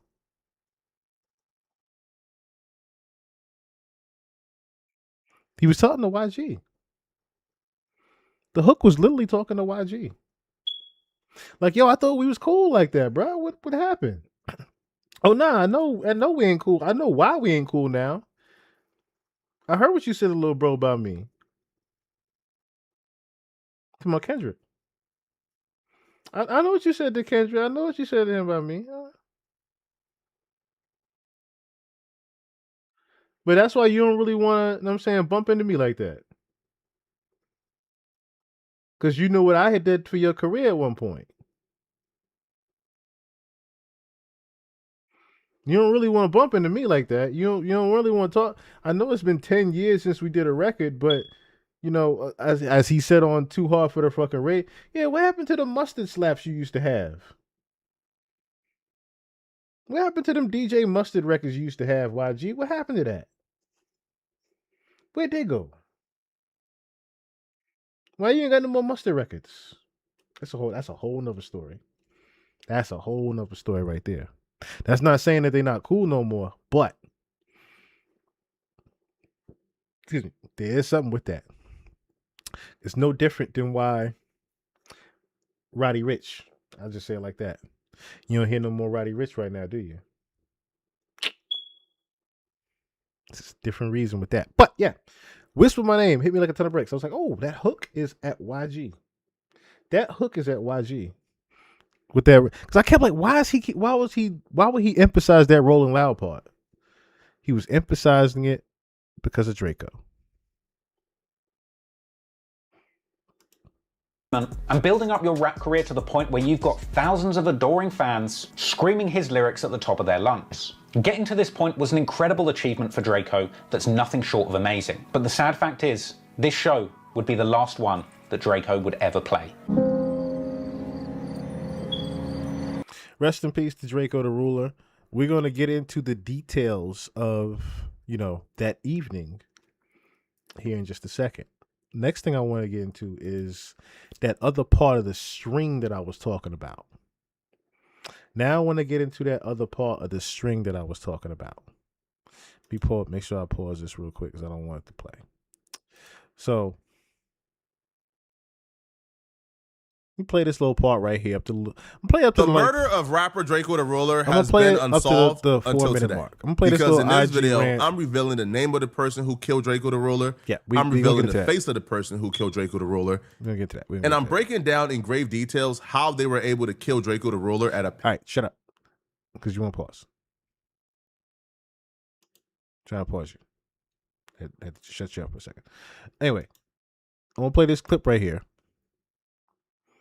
Drakeo ranting on IG Live that pretty much after that Drake record had dropped, he was going to be the next one up. Let's go and play it to this part right here. Shit niggas be on. Niggas don't be on shit. Niggas is bitches, nigga. I swear to God, you niggas really marks, bro. All right, nigga, all that fake ass shit niggas be doing on Instagram.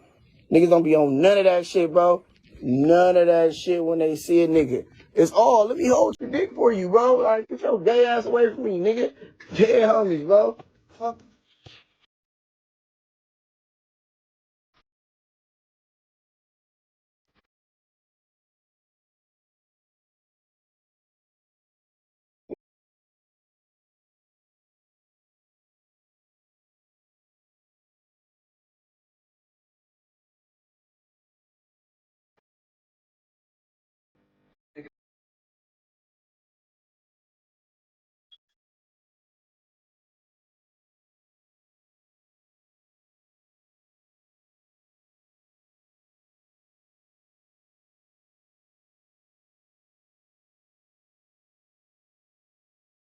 If I do that shit, I'll be a weirdo blasting niggas on. Look at this gay ass nigga. Look at this weird ass nigga. Look at this gay ass nigga all in my DMs doing all this weird ass shit. But when you see a nigga, you act like you don't know a nigga. These niggas is goofy niggas, bro. Nigga, I'm tired. And I'm the nigga that show love to everybody, but niggas don't want that shit gay. Niggas is really gay, bro. Niggas is gay. I swear to God. Then it's like, when I'm on some fuck everybody shit, the niggas, oh, why he ain't doing this? Why he don't do that? Cause you niggas is hoes, nigga. You niggas is bitch ass niggas, bro. I swear to God, bro. Like, niggas really hoes. That's why I wasn't fucking with nobody, bro.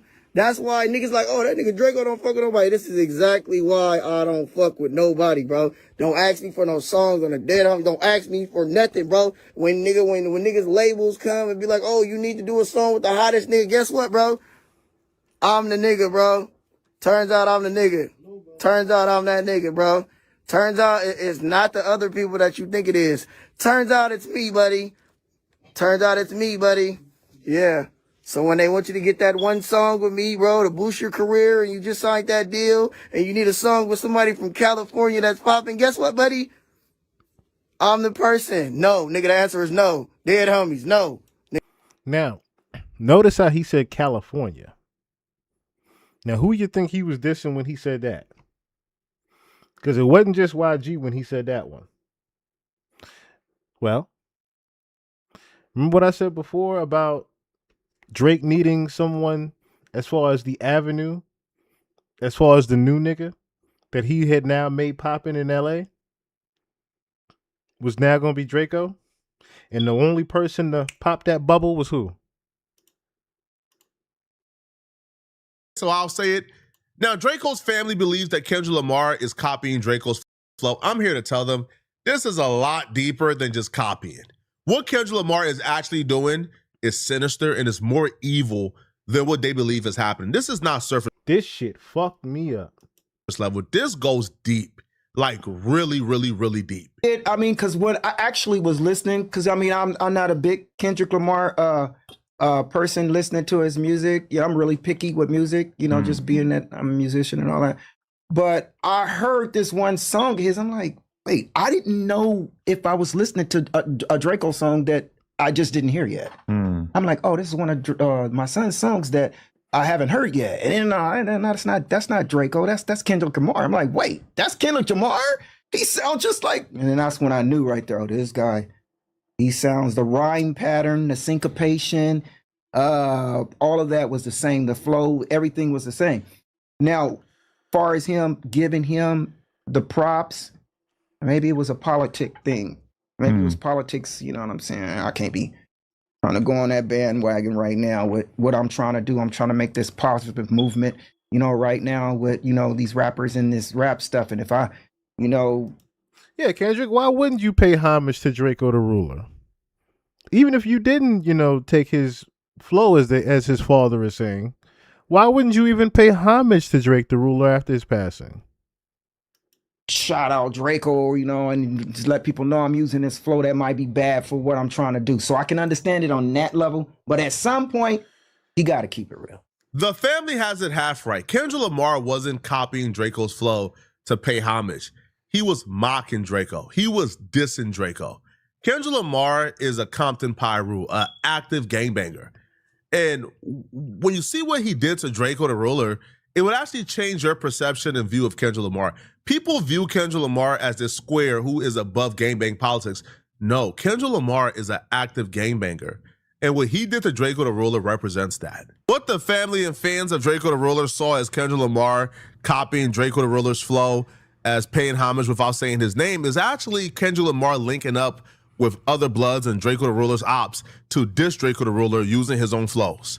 And the songs where the flow is more prominent and the cadence is almost identical to Drakeo the Ruler's cadence are the songs where they're just taking direct shots and just absolutely dissing Drakeo the Ruler as boldly and blatantly as you can. The first example of this is this record called Peekaboo on GNX. Peekaboo, I just put them boogers in my chain. Peekaboo, 80 pointers like a Kobe game. Peekaboo, the record was inspired by the Drakeo the Ruler AZ Chike disc called Boogeyman. Beams on the chop, finna break a wall with him. Hanging with the ops, you can be his pallbearer. Who's that creeping through your window? Charles Barkley. He's just an actor, he can be Mekhi Phifer. Who's that all in Draco pictures? 9 lifers. Get flipped like a big, we came in with 9 lighters. Who's. When I heard this, I said, holy shit.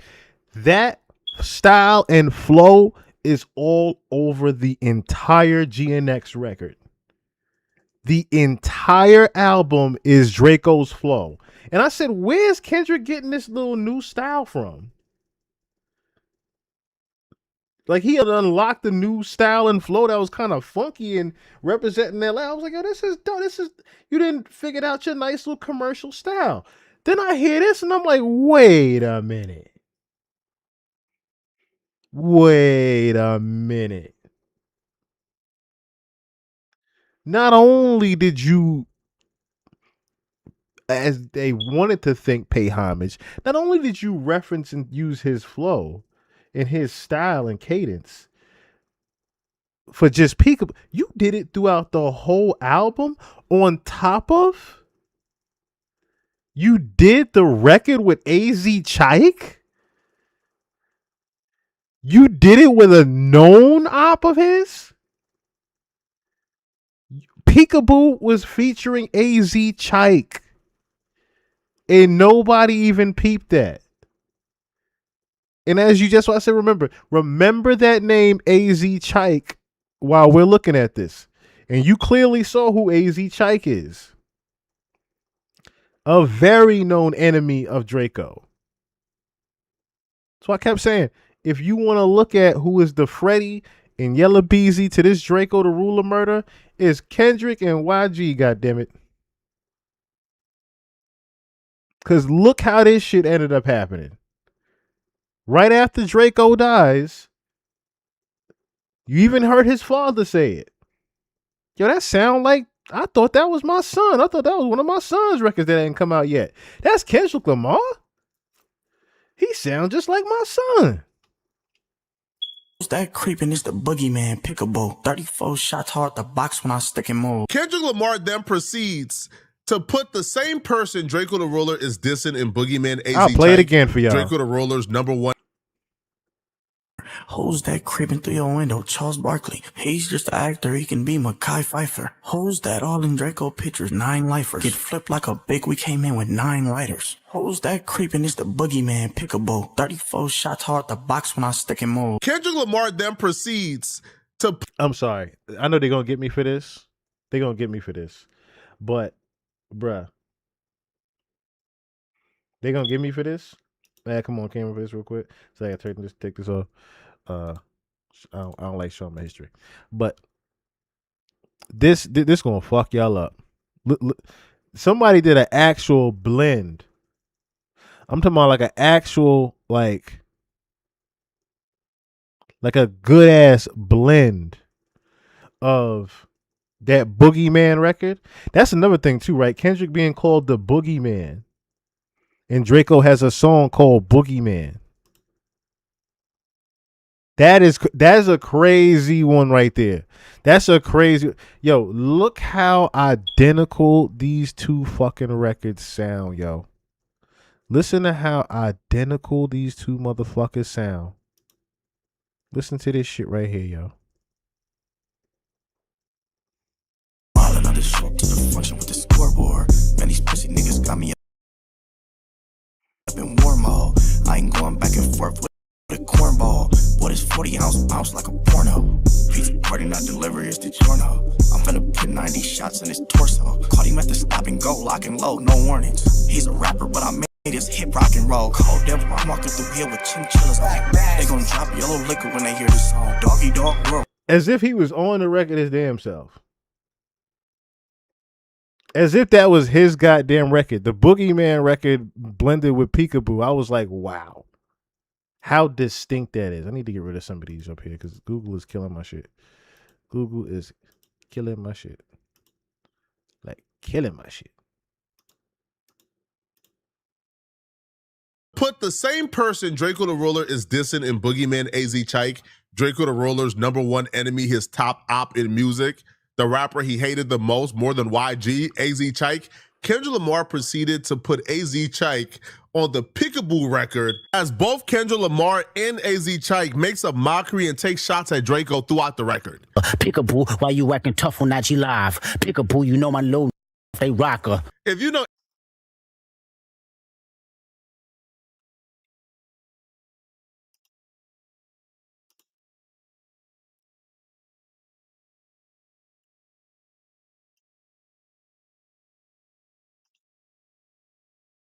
Now, this isn't the IG Live he's referencing, but this is multiple IG Lives that he's talking about. But Somebody from California that's popping. Guess what, buddy? I'm the person. No, nigga, the answer. anything about Draco the Ruler and his beef with AZ Chike, then you already know that line was a direct shot at Draco the Ruler on top of putting AZ Chike on the song. When Kendrick Lamar. Dope Montana, what's going on? You call Cap David Tarantino? Okay, you call Cap. That's all right. You say you ain't know Kendrick was like that, New Eyes? That's what I'm saying. This took me by surprise.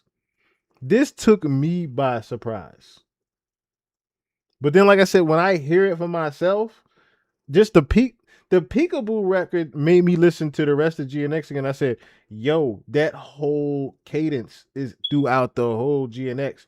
And this nigga, I didn't know Draco was the originator of it. I didn't know that. Well, not the originator of it. Let me take that back. Because Keek the Sneak and a couple other people do that same type of cadence as well. But one of the not gonna say founding fathers, just someone that was taking the torch and running with it. As far as that style and cadence, right? Not gonna lie, I was slick shocked to find out all this about K-Dot. I was already realizing he was a real greasy for real. Dot really got a lot of bodies undercover. Yeah, this was enlightening. This information was very enlightening. And like I said, this again goes back to that string I was talking about. That's why I put the 4 names. This goes back to that string that I was talking about. Drake, Kendrick, YG, and Draco all attached to this one string. And again, if you get what I'm getting at here, and this blood affiliation gang, I'm gonna say it again, this blood affiliation gang, people getting pulled over randomly in Ubers, people getting set up Lamar says, why you dissing on IG Live? You know my Lord Ninjas off they rockers. He's referencing two things. One, he's referencing the line in Boogeyman where Draco the Ruler tells AZ Chike something bad is going to happen to him for talking mean on Instagram. I came with some real mean guys. They'll get at you. I drive in a Rolls Royce down and still stick you up. Mean comments on the gram, time to hit him up. Peekaboo, why you acting tough on IG Live? Peekaboo, you know my low they rocker. He's also referencing his infamous IG Live where Draco the Ruler is previewing this diss track towards AZ Chike. But in the diss track, Draco the Ruler is saying that he had AZ Chike running outside the club, and he's telling AZ Chike to let the world know what really happened. That line in Peekaboo where he's telling Draco the Ruler, why you talking tough on IG Live, knowing my Lord Ninja off his rockers? He's talking about Draco dissing AZ Chike on IG Live in his infamous live. Yeah, see that what's going on? Like, if I didn't say it before, Kendrick had Buddy. No, I'm not saying Kendrick is the sole investor of it. I'll say it like that. Kendrick is not the sole investor of this. I'll just say it like that. He's not the sole investor of the situation. There's someone else. And like I said, you're going to realize who's attached to this string that has these connections to get people pulled over in Ubers. Okay, it's gonna hit you like it hit me like a ton of bricks of who it was. But I was like, the Wolf of LA strikes again. The Wolf of LA strikes again with this one. It's always good to do that because then I get to have it in different clips. Are we back? Just successfully connected. All right, it's back. It's back. It's back. Hit my live button. Make sure. Okay, it's back. It's back. It's back. Anywho. Yeah, not saying that, like I said, Kendrick had anything to do with the day of, but we'll get into it. We'll get into it. Make sure we're back right now, but we'll get into it. You do not purchase no bottles in the club. When you sneak this and bring up all the models that was with me. Bring up how you see me outside and you was running. Bring up all the sticks and how you talk. Same live, by the way. Yeah. You do not purchase Make no bottles sure in you the club. bring all that nigga. Bring it all up. Bring up all the models that was. Bring up how you see me outside and you was running. Make sure you bring up all that. Hey, speaking of bring up all the sticks and how you told him I'm a drummer. Yeah. All right. Whoa. You hear me? Bring that up.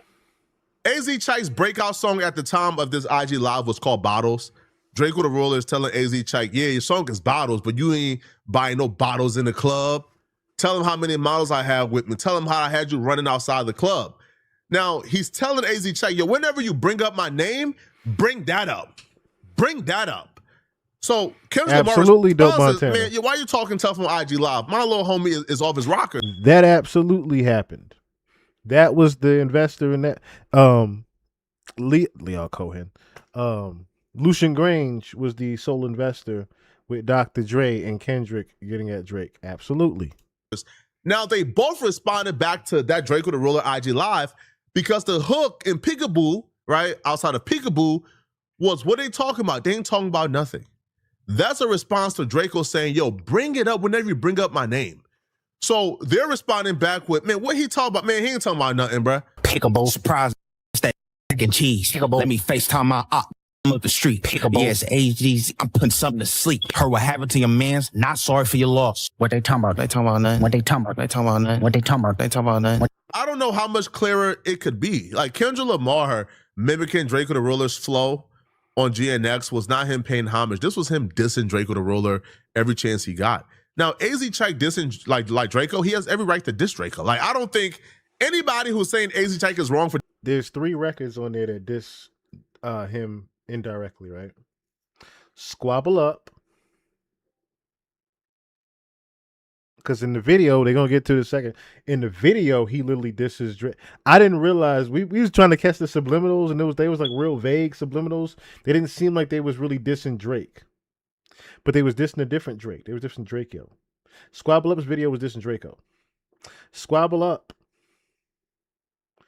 is a reference to Drakeo. Squabble is a reference to Drakeo in itself. Turn His TV Off was not the Drake diss we thought it was. It was the other Drake. It was Drakeo. And then, of course, Peekaboo. Those are the 3 records that was dissing Drakeo the Ruler on GNX. Peekaboo, TV Off, and Squabble Up. Ironically, the 3 biggest bangers on the album. But you can also hear the cadence of Drakeo on all 3 of those, can't you? For dissing Drakeo, you are dumb. Like Drakeo and AZ Chike had issues. They had beef. They diss each other back and forth. Drakeo the Ruler has said worse things about AZ Chike. So AZ Chike has every right to diss Drakeo the Ruler. Kendrick Lamar has nothing to do with their beef at all. My theory for why Kendrick Lamar is dissing... Or does he? You see how that worked? Because it's saying to myself, okay, my nigga, why, again, this is why I keep saying that fucking string. I was like, why on earth would you, of all people, go out of your way with your newfound fame in mainstream Kendrick Lamar? You just defeated the biggest rapper in the game, the biggest artist in the game, Drake. Why would you now go out your way to diss Drakeo the Ruler on not 1 but 3 records on your album?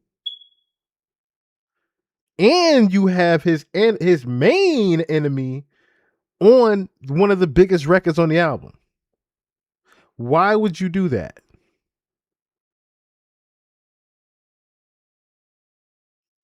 Goes back full circle to what I mentioned in the very beginning of this pod. The reason Drake chose Drakeo was because he could not do songs with Kendrick, could not do songs with YG. Game was not popping on the radio. Those other 2 were. As far as LA artists. And I'm talking about on a national and international level.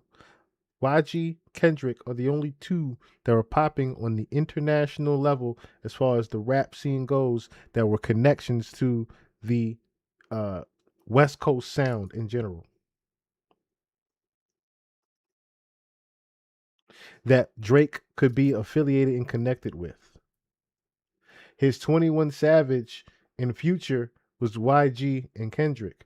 But of course, you don't have those connections if you are A, beefing already with Kendrick, B, you start beefing with YG behind the scenes.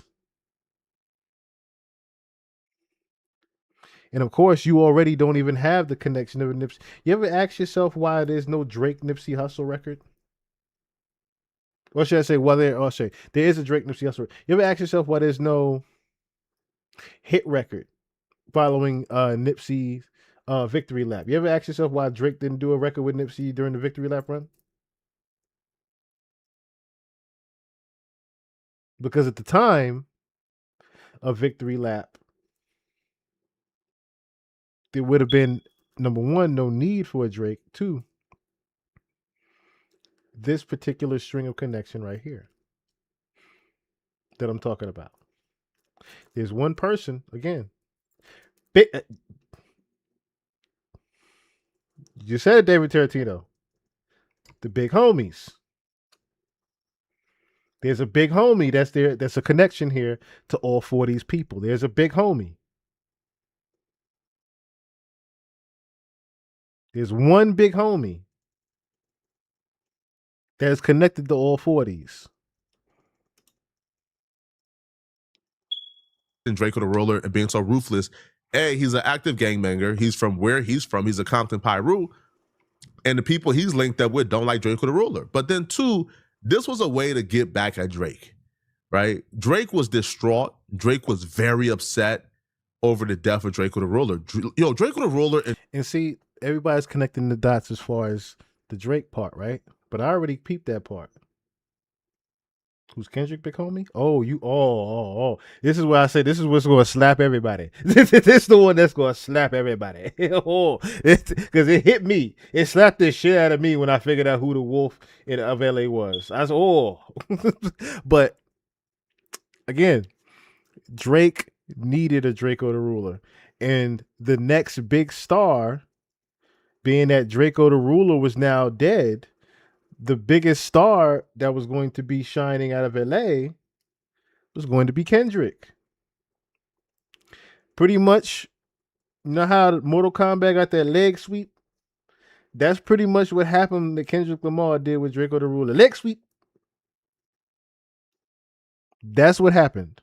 As far as career music wise. Leg sweep. Let me get that style up off you, brother. You're not here no more to use it. I got it. Leg sweep. And of course, the industry says, oh, well, we wasn't going to let this menace of a Draco the Ruler take over because we already trying to get rid of the person that's investing in Draco the Ruler. You see how this is working now? We're already trying to, this is the industry. Lucian Drange, Dre, we're already trying to get rid of Drake. We don't need Drake bringing up somebody in the West Coast. We need that part handled. We don't need Draco coming up right now. We don't need that.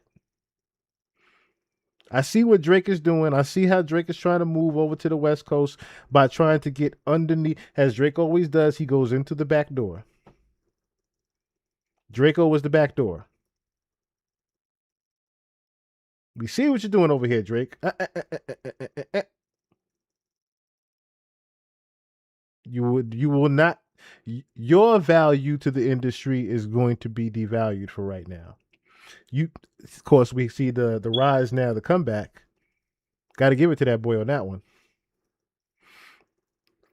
But in the time of, I should say, he was trying to get the West Coast sound so he could, of course, nationally take over. Because, like I said, he was missing that one key part.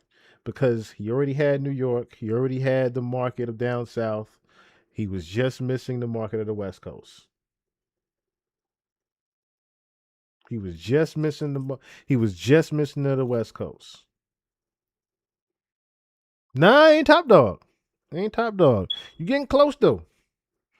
You won. And Drake were like this. They were inseparable. They were really, really, really, really close. Drake gave Draco the Ruler this really heartfelt tribute. Kendrick Lamar dissing Draco the Ruler, in my opinion, is his way to get back at Drake as well. Because, when Draco the Ruler, like towards the end of his life, Draco the Ruler was literally on Instagram Live repping OVO, letting people know he's OVO now. So I think Kendrick Lamar seeing this and saying, hey, bro, like, he don't rock with my peoples? Cool. That's Drake, homie? Oh, bad. It's open season. Now, when Kendrick Lamar dropped Squabble Up, to me, Squabble Up was even more flagrant than Peekaboo. Squabble Up, to me, was the most disrespectful of Kendrick Lamar dissing Drake. This was where I looked at this and I said, how did people let Kendrick Lamar get away with this? Kendrick Lamar starts off Squabble Up dressed up as Draco the Ruler, wearing the same outfit Draco the Ruler has worn in the past, even mimicking Draco the Ruler's facial expression, down to the bell bottoms, his cadence, his everything. Kendrick Lamar is mimicking Draco the Ruler. Now he pans to a group of Bloods over in the corner that's united, right? They're coming together, they're forming an alliance, but their faces are redacted, signifying they did something very bad. Then he pans over to where it appears to be the faces weren't redacted because of that. The faces were redacted also because it's something bigger, which will require a RICO being done. That's the only time you see names redacted in a RICO. Not only time, but you know what I'm getting at.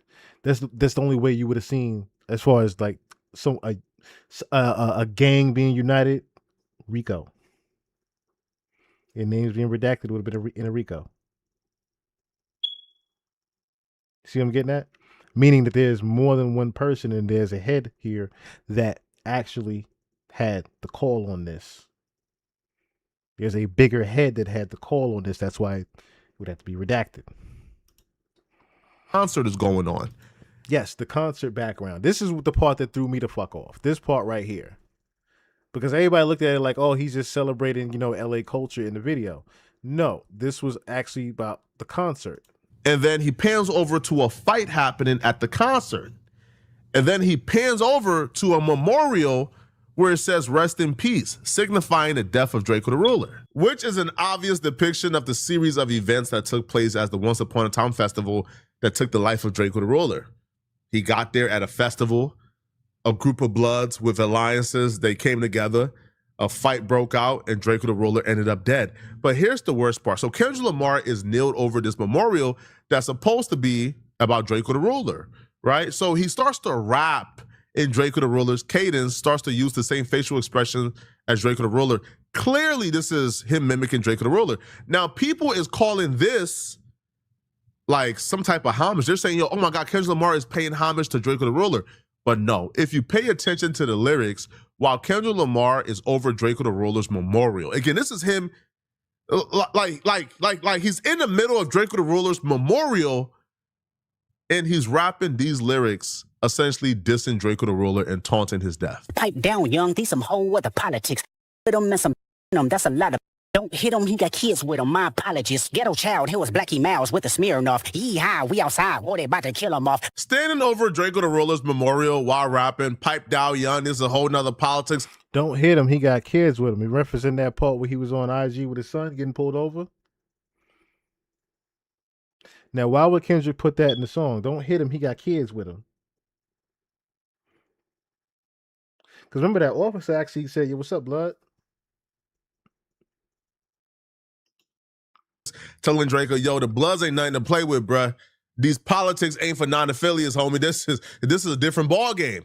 While calling him a B. But the part that really like gives it off, like the part where you start to figure out, oh, he's talking about Drakeo the Ruler, on top of him just blatantly imitating like Drakeo the Ruler's expressions, his cadence, while standing over the memorial for Drakeo the Ruler, while also depicting the exact series of events that led to his death.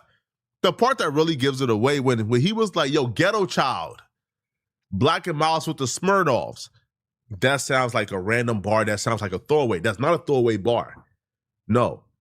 That right there tells you exactly who he's talking about. Keep the snakes around me, don't like Judas is around. Smoking on Zod, we don't do the Black and Mouse. I ain't worried about my outfit, the type still drunk on Smirnoff. Ralphie the Plug on the freestyle with Drakeo says, all our ops be drunk off Smirnoffs. Those are our enemies, right? Like they weirdos, they bozos, they be drunk off Smirnoffs. Then Ralphie the Plug also says, we be smoking Zaza. They be smoking Black and Miles. Then Kendrick Lamar comes and says, ghetto child, Black and Mouse with the Smirnoffs. That's not random, bruh. Ralphie says, our ops be drunk off Smirnoffs. Kendrick Lamar says, yeah, we ghetto childs. We off the Smirnoff. AKA, yeah, we the ops. Yeah, like we your op. This dude is, and then to have, like I keep saying, to have AZ Chike on the album is that's solidifying and confirming he was saying fuck Drakeo the whole time. Real, bro. Sitting back and actually seeing cause I found so many more examples, but I'm saving it for another video. This is gonna be a part 2 and a part 3. Y'all. Okay, so the only other video I'm gonna look at with Flacco is them explaining the actual murder that actually happened. But look what Joe Budden even said. The same thing that pretty much everybody was saying. You better never go. He brought wrestling into it. Everything. Jails.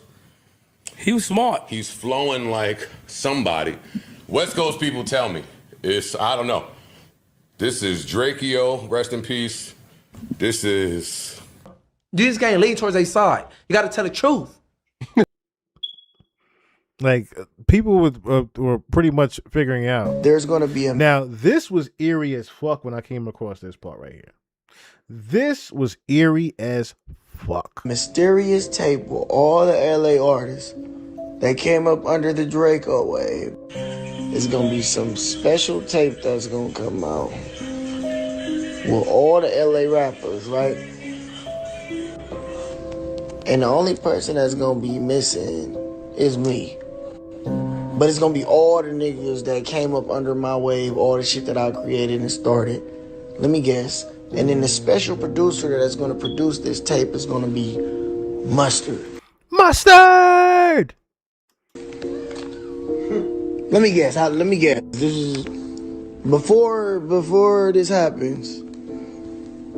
I'm just gonna predict the future because that's how this gonna go.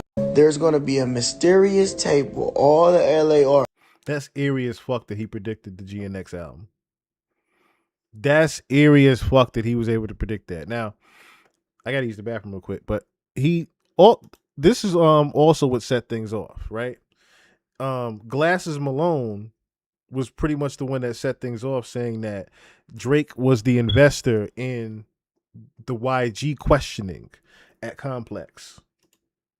I think y'all understand this. Cuz don't like when I kick his back in, because I'm not the rest of these niggas. See, he can spend that money and fuck with YG life. He can spend that money and fuck with YG life. Let me tell you what his mark ass is doing. He's spending money and financing Drakeo campaign, cuz, to try to fuck with this boy life and get him arrested, because he mad about a battle. And this ain't nothing to do with the battle. This ain't nothing to do with the battle at all. Now, I'm gonna play this other interview really quick, and I'm gonna use the bathroom.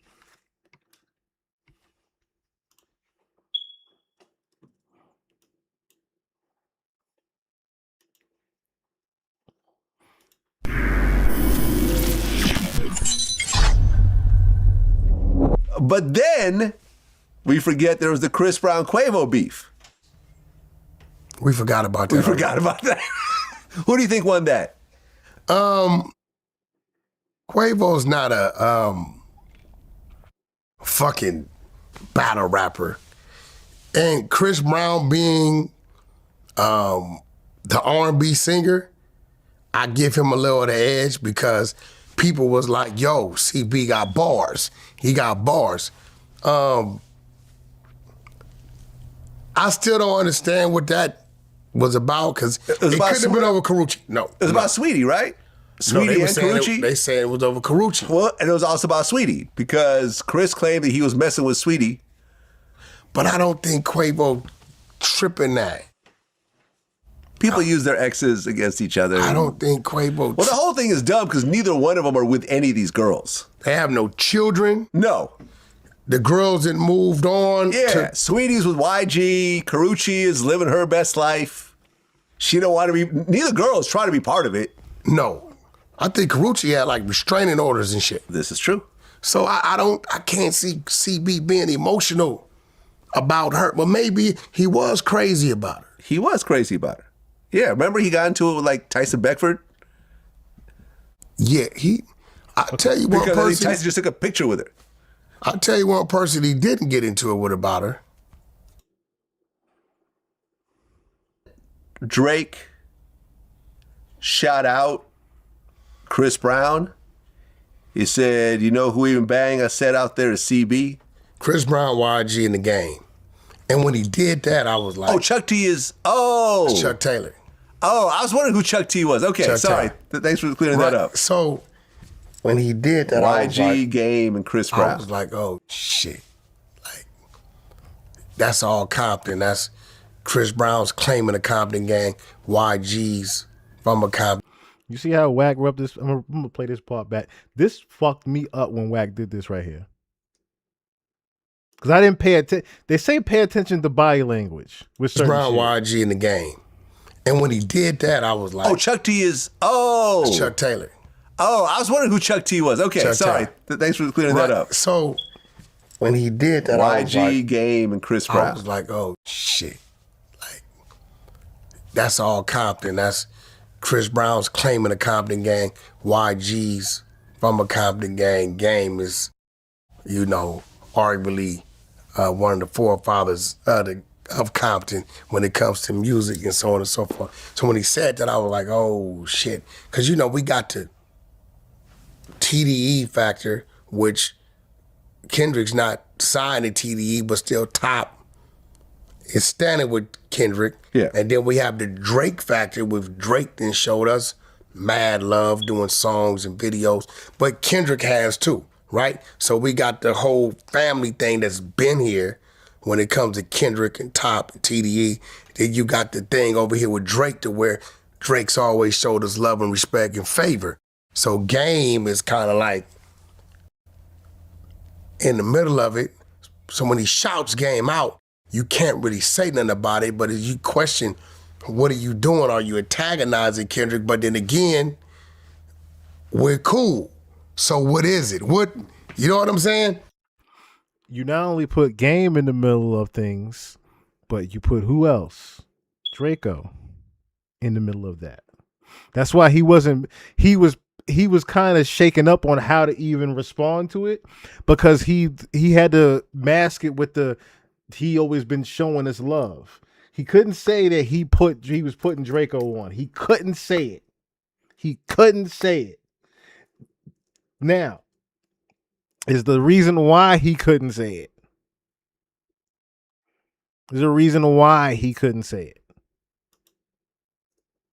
Like Snoop Dogg and Ice Cube, a person was stabbed and police have shut down the show. Well, a man is reported dead after being stabbed. Hold on. Matter of fact, not this one yet. Not that one yet.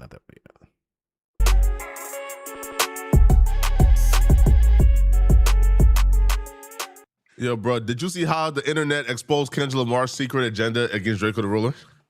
Oh my God. Please let me know, because here's another Kendrick Lamar hater coming through. Come in. Put that on Dot, bro.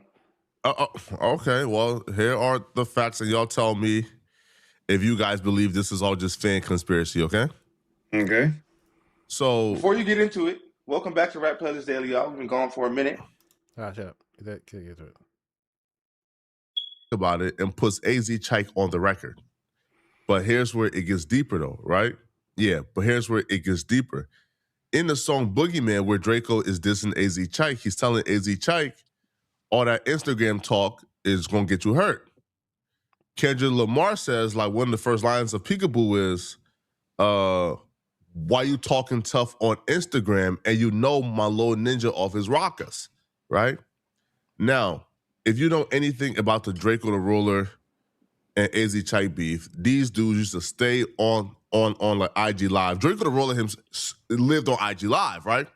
Now, on IG Live, Drakeo the Ruler, and he previewed this song called like Bring It Up. And this song where he's telling an AZ Chike, you don't be popping bottles in the club. Tell him how many models I had, right?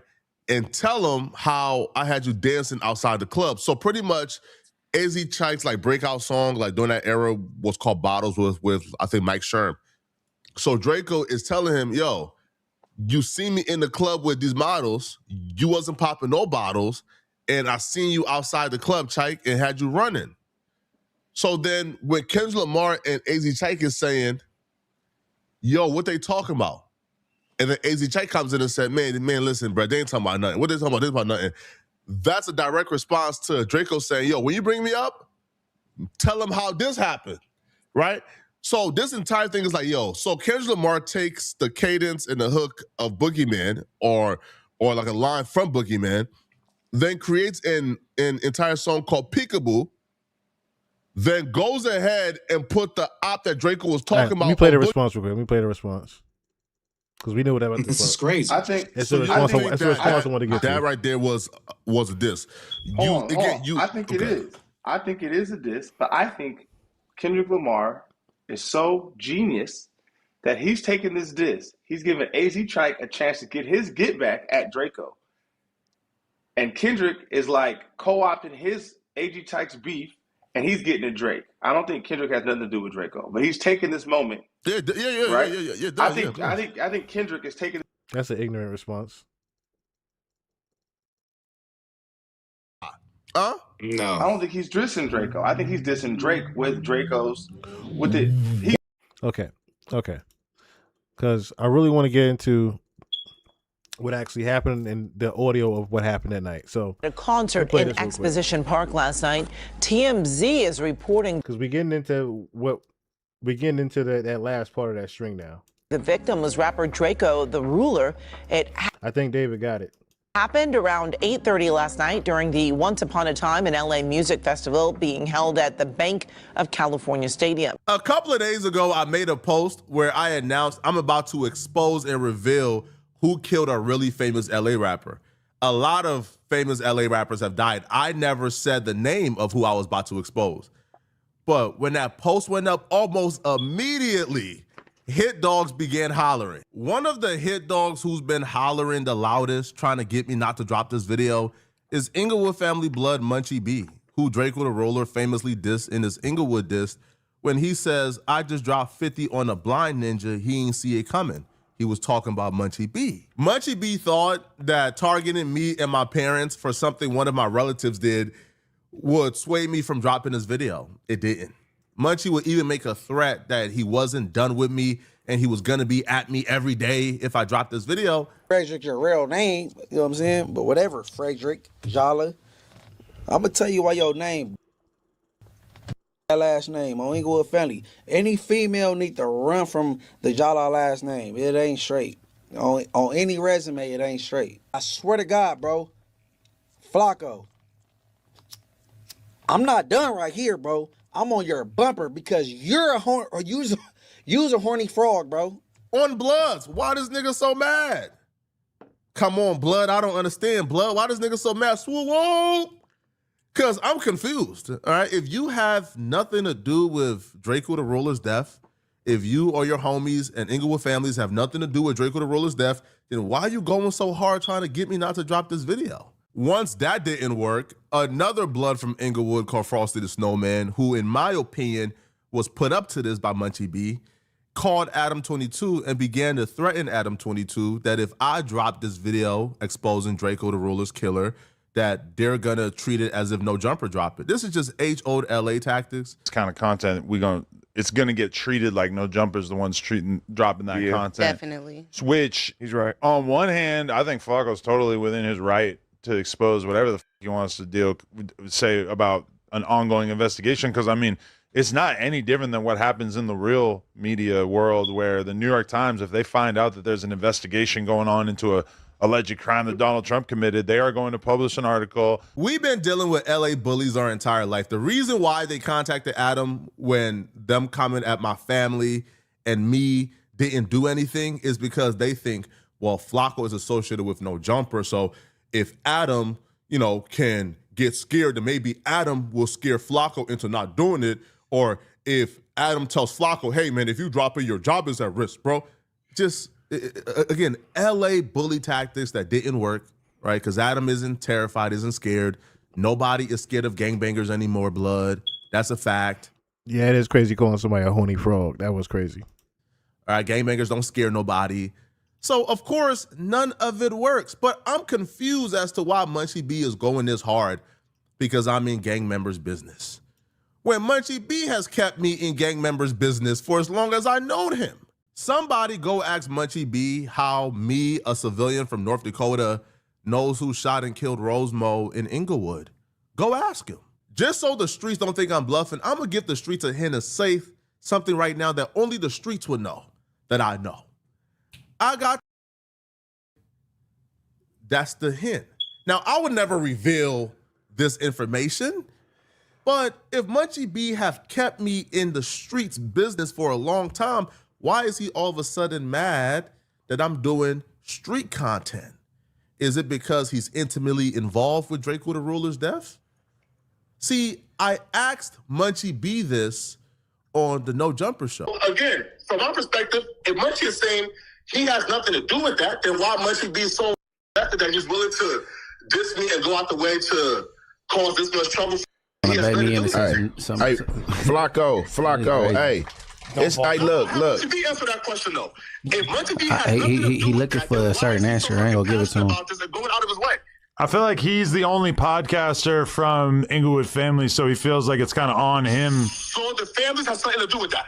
I don't know what you talk. What are we talking about, bro? Okay, let's be real. Ask my question again. When it comes to Bloods, Munchie is obviously kind of it has always been at the forefront of the Draco versus the Bloods beef.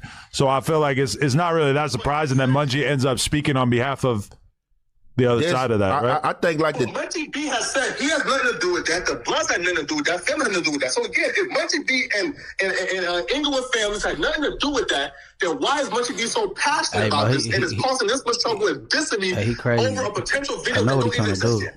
What was I trying to do, Munchie?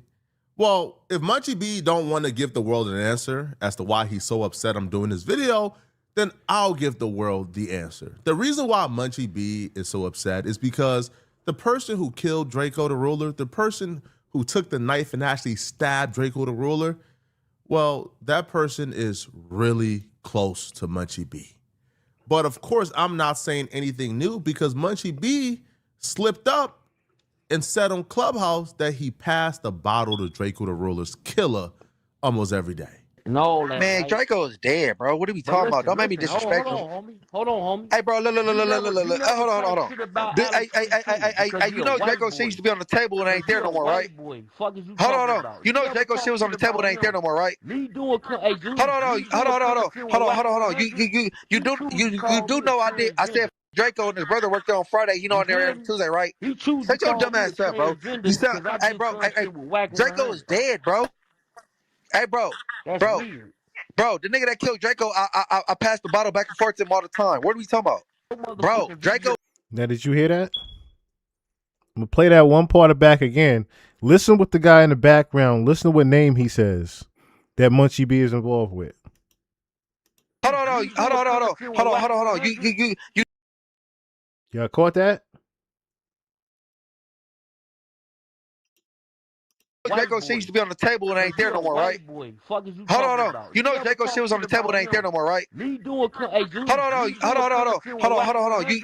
You do know I did. I said Draco and his brother worked there on Friday. You know, on there every Tuesday, right? Shut your dumb ass up, bro. You sound, hey, bro. Draco is dead, bro. He keeps mentioning whack. Because that's the connection that he's talking about. You keep trying to get me to do a song with through Whack 100. Listen. Bro. Hey, bro. Draco and his brother worked there on Friday. You know, on there every Tuesday, right? Shut your dumb ass up, bro. You sound, hey, bro. Draco is dead, bro. Hey, bro. Bro, the nigga that killed Draco, I passed the bottle back and forth to him all the time. What are we talking about? Bro, Draco is dead, bro. Draco is dead, bro. Why are you talking about that nigga? Hey, bro, you heard what I just said, right? Draco put 50 on a blind nigga and he's dead. Why are you talking about him? Draco the Ruler ain't never dead. Is long live the ruler forever. But I'm glad you said that because it's time to expose. He kept trying to overtalk him mentioning Whack 100. You noticed that, right? Notice he kept trying to overtalk him mentioning Whack. I'm like, yo, this shit weird. You doing all this shit just for Whack? Which one of Munchie B's friends who killed Draco the Ruler that he passes the bottle to every day?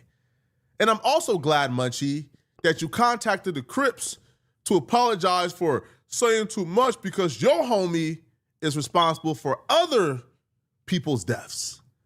I'm glad you called and apologized and confirmed that your homie is the killer of Draco the Ruler. I'm glad you did that, Munchie. I'm glad you were dumb enough to confess that your homie is the one who killed Draco the Ruler. Now, unfortunately for you, I got his identity, his name, and let's expose that right now. When Draco the Ruler was initially invited to the festival that he lost his life at, he was skeptical. He was reluctant to go. Because when you look at the flyer for the festival, YG was also set to perform. And obviously Draco and the world was well aware that while... Hold on. Snoop, Game, YG, Warren G, Too Short. There's two people, or should I say, yeah, we'll come to know three people But there's already 2 people, possibly 3 to 5 people that are connected to the management and booking of a WAC 100. YG was also set to perform. And obviously, Draco and the world was well aware that while YG was discussing Draco the Ruler on No Jumper, YG told Adam 22 that he's not doing no rap beef with Draco, right? Him and his dudes beef for real. And if it's beef, which it was with YG and Draco, him and his dudes is gonna come and get you. Draco understood that was a threat towards him, and that YG was publicly stating that they're gonna come and get Draco. Like, people be knowing, like, if you know, you know. If you don't, you don't. I'm not finna be going out there doing no rap diss and shit. It's like, if it's smoke, it's really smoke with us. We ain't playing, you know? So, like, I'm gonna tell the homies the same shit, bro. I done told D3 that, like, we ain't doing none of that weird shit for nothing, for the rap. No, we not on none of that. We trying to make hits. We gonna move around, get rich, have fun. All that rap beef and all that shit. We not rap beefing, we really beefing. The homies gonna get you. You know what I'm saying? So it's like, we ain't even trying to do that. We chilling. We not on that. So, you know what I'm saying? That's what I tell the homies. That's what I tell the homies that my who I be with, that I hang with, you know what I'm saying? Like D3 young, bro, that's not cool. Like, we ain't doing none of that. Right. It's kind of like a shortcut to like getting you a couple million views. As reluctant as he was, Draco still agreed to come to the festival and perform for several reasons. A, he was being paid $50,000 to come and perform. And then 2, Snoop Dogg personally called Draco and asked him to come to the festival and perform. Draco had love for Snoop, so he couldn't turn that down. And Draco... You heard who just asked him to come? Did y'all hear who just asked him to come? Draco also got assurance from people he respected, like WAC 100, who told him that they will be there as well. So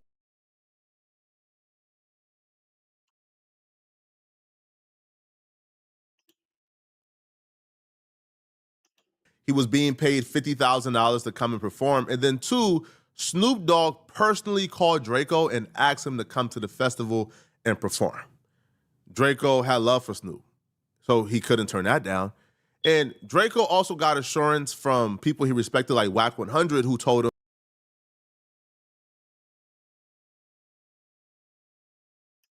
him that they will be there as well. So if he come early enough, they'll be able to link up with him, and he will have some reinforcement. However, Draco...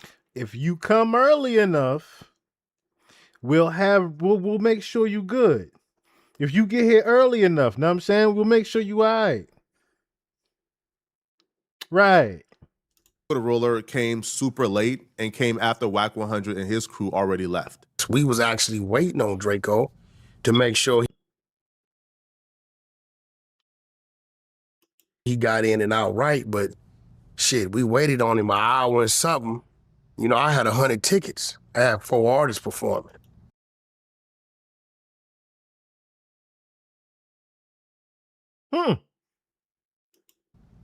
I had Game, I had Blueface, Coyote, and True Car. So I told Nephew we was gonna wait up for him and make sure he got in and out of there right. But after holding Blue and holding Game and the team a whole hour, they was with it. And like, bro, we don't think he gonna show up. Let's roll. I called his little brother and then was there early, about 5 o'clock. Yeah. And you know, they was good. By the time we got to the Sprinter and got to the freeway, we got the call, he was dead. Draco... Now, what that sound like to you? It was a setup all around. All the big LA dogs was involved with getting Draco out the way. The Mo 3 of LA. That pretty much Draco was in the way of a Kendrick getting to the top. Or should I say staying commercially With Drake, you heard what Wax said. You got the side of Drake always showing us love, helping people out, Game and everybody put Game in a tough spot. But then you got the other side of, yo, we got Kendrick over here. He's from here. We can't let Drake infiltrate. And if he's already infiltrated, on top of Draco's already done made a menace to the society, on top of Draco becoming a menace to society to LA, got the green light. And who's there to set it up? You guessed it. Needed every one of those numbers to save his life because the plot to murder Draco was already in place by the time Draco got to the festival. Now, the reason why Draco was so late to the festival is because he had to make multiple stops before getting to the festival. So Draco and his security guard met up at his home in the hills. Draco and his security guard left his house in the hills and drove over to the Awful Lot of Costa parking lot to link up with Ralphie, K7, Chief and Heavily, and others to then drive over to the festival. Before they started driving over to the festival, Draco had a conversation with everybody he was with. He told everybody, get rid of whatever you guys have on you. Get rid of any guns, anything illegal you guys have on you, get rid of it right now. Draco didn't want to get to the festival and have problems with the police or security. So he told his crew, whatever you guys have on you, get rid of it right now. Everybody who was with Draco got rid of everything illegal they had on them before they began to drive over to the festival. While Draco was driving over to the festival, he was getting live updates from members of his entourage, like Donut, who was already at the festival. Draco had a hunch something was wrong, so he had people at the festival setting parameter and just like testing the temperature and looking at who was already there. Draco felt a little more at ease as they got closer to the festival because the people he had in place at the festival already was telling Draco, yo, we ran across YG and his homies and these bloods that we don't get along with, but they seen us, they know we are part of your entourage and we're part of your crew, and they didn't do nothing or say nothing to us. So it looks like because they didn't see Draco. So they were waiting on Draco. Why would they start something with y'all when Draco ain't there? The setup is for when Draco get here. We ain't worried about y'all. everything is chill. At the time, they seen that as a positive sign. But looking back in hindsight, that was a negative sign. Because like I said, we was there checking in. We've been there all day. I personally was there all day. I ain't gonna say who I was with, but I checked, for the check-in team. So we there. They said, "You go with the homies. Now let's stay here, man. Make sure it's cool for them. Make sure it's, feasible. Niggas got current, it's comfortable. We run into everybody who we think we gonna bump heads with. Ain't nothing happens. A couple of us. Nothing happens." In hindsight, that was a bad sign. They seen you guys. They didn't get along with you guys, but nobody said nothing. That's because y'all weren't the target. They weren't gonna set it off with the entourage and now everybody gets kicked out and then they miss Draco when Draco come in. No, Draco the Ruler was the target from the very beginning. Draco was walking into a literal death trap. Everybody was colluding against Draco the Ruler. When Draco, his security guard, Ralphie, K7, Chief and Heavily, when they got to the festival, they went to the security entrance for the artist. When they got to the security entrance for the artist, the security guard said, "What's up, blood?" And they told Draco the Ruler they can't go through that entrance, even though Draco the Ruler was performing and he was an artist. And he's like, "What? Wait, why can't I come through this entrance?" "Nah, blood, you gotta go to that other entrance." As they was driving to the other entrance, there was a van in front of them. They watched the van drive all the way through the security entrance and didn't get checked at all. But when Draco and his crew of people got... That's a sure sign right there. Something else is happening. You just seen somebody sprint a van just go right past. Nobody gets checked, nothing. All of a sudden, you get up to the checkpoint. "What's up, blood?" What you mean, what's up, blood? Got there, their cars got checked. They got stripped. They got checked as if this was like the airport security, bro. They couldn't even bring a lighter in. But a van in front of them went right through. This is when Draco ignored a couple of signs that was supposed to trigger something within him. Mm-hmm. The van before you got right through without being checked. The security guard who was a blood told you can't go through the artist entrance. You had to go through this other entrance you had no idea of. Clearly something was up. After they was done getting checked, they got the green light to proceed further. They even sent you off to where they knew that you was going to be. And when they was driving up, they went past that van. And the van that didn't get checked, when they drove past it, they seen members from YG crew, 400 members. They were in that van. When they finally hopped out the vehicle, they began to walk past several members of 400 and YG crew with 400 shirts on. They also walked past several BPS members. One member right here you see have a Cardinals jacket on. When Draco finally walked in, it was a literal united Blood Nation front against Draco. A private investigator says when he reviewed the footage of Draco at the festival getting into the altercation that took his life, he counted 113. God. 100 niggas taking on 7. Ooh. Blood members who swarmed Draco. It was perfectly clear this wasn't something that happened on the whim. This was something that was carefully and strategically planned out. Now, this is why I said that 5th string, it was the Wolf of LA. And like I said, David said the name. David called it already who I was referencing. Who else? And I'm talking about there would have been not one single other motherfucker there that could have stopped this from happening. If we're talking about 100 bloods of different peoples, the only person that was there that is a OG that could have stopped it is who?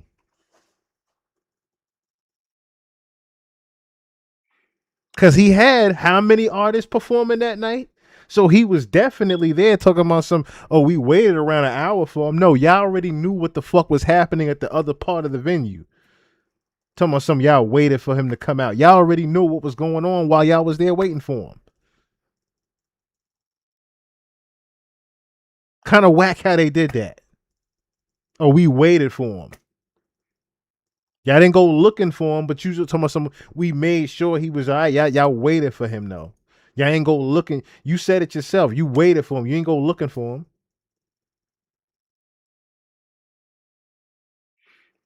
Yes, and he had a lot of warning signs.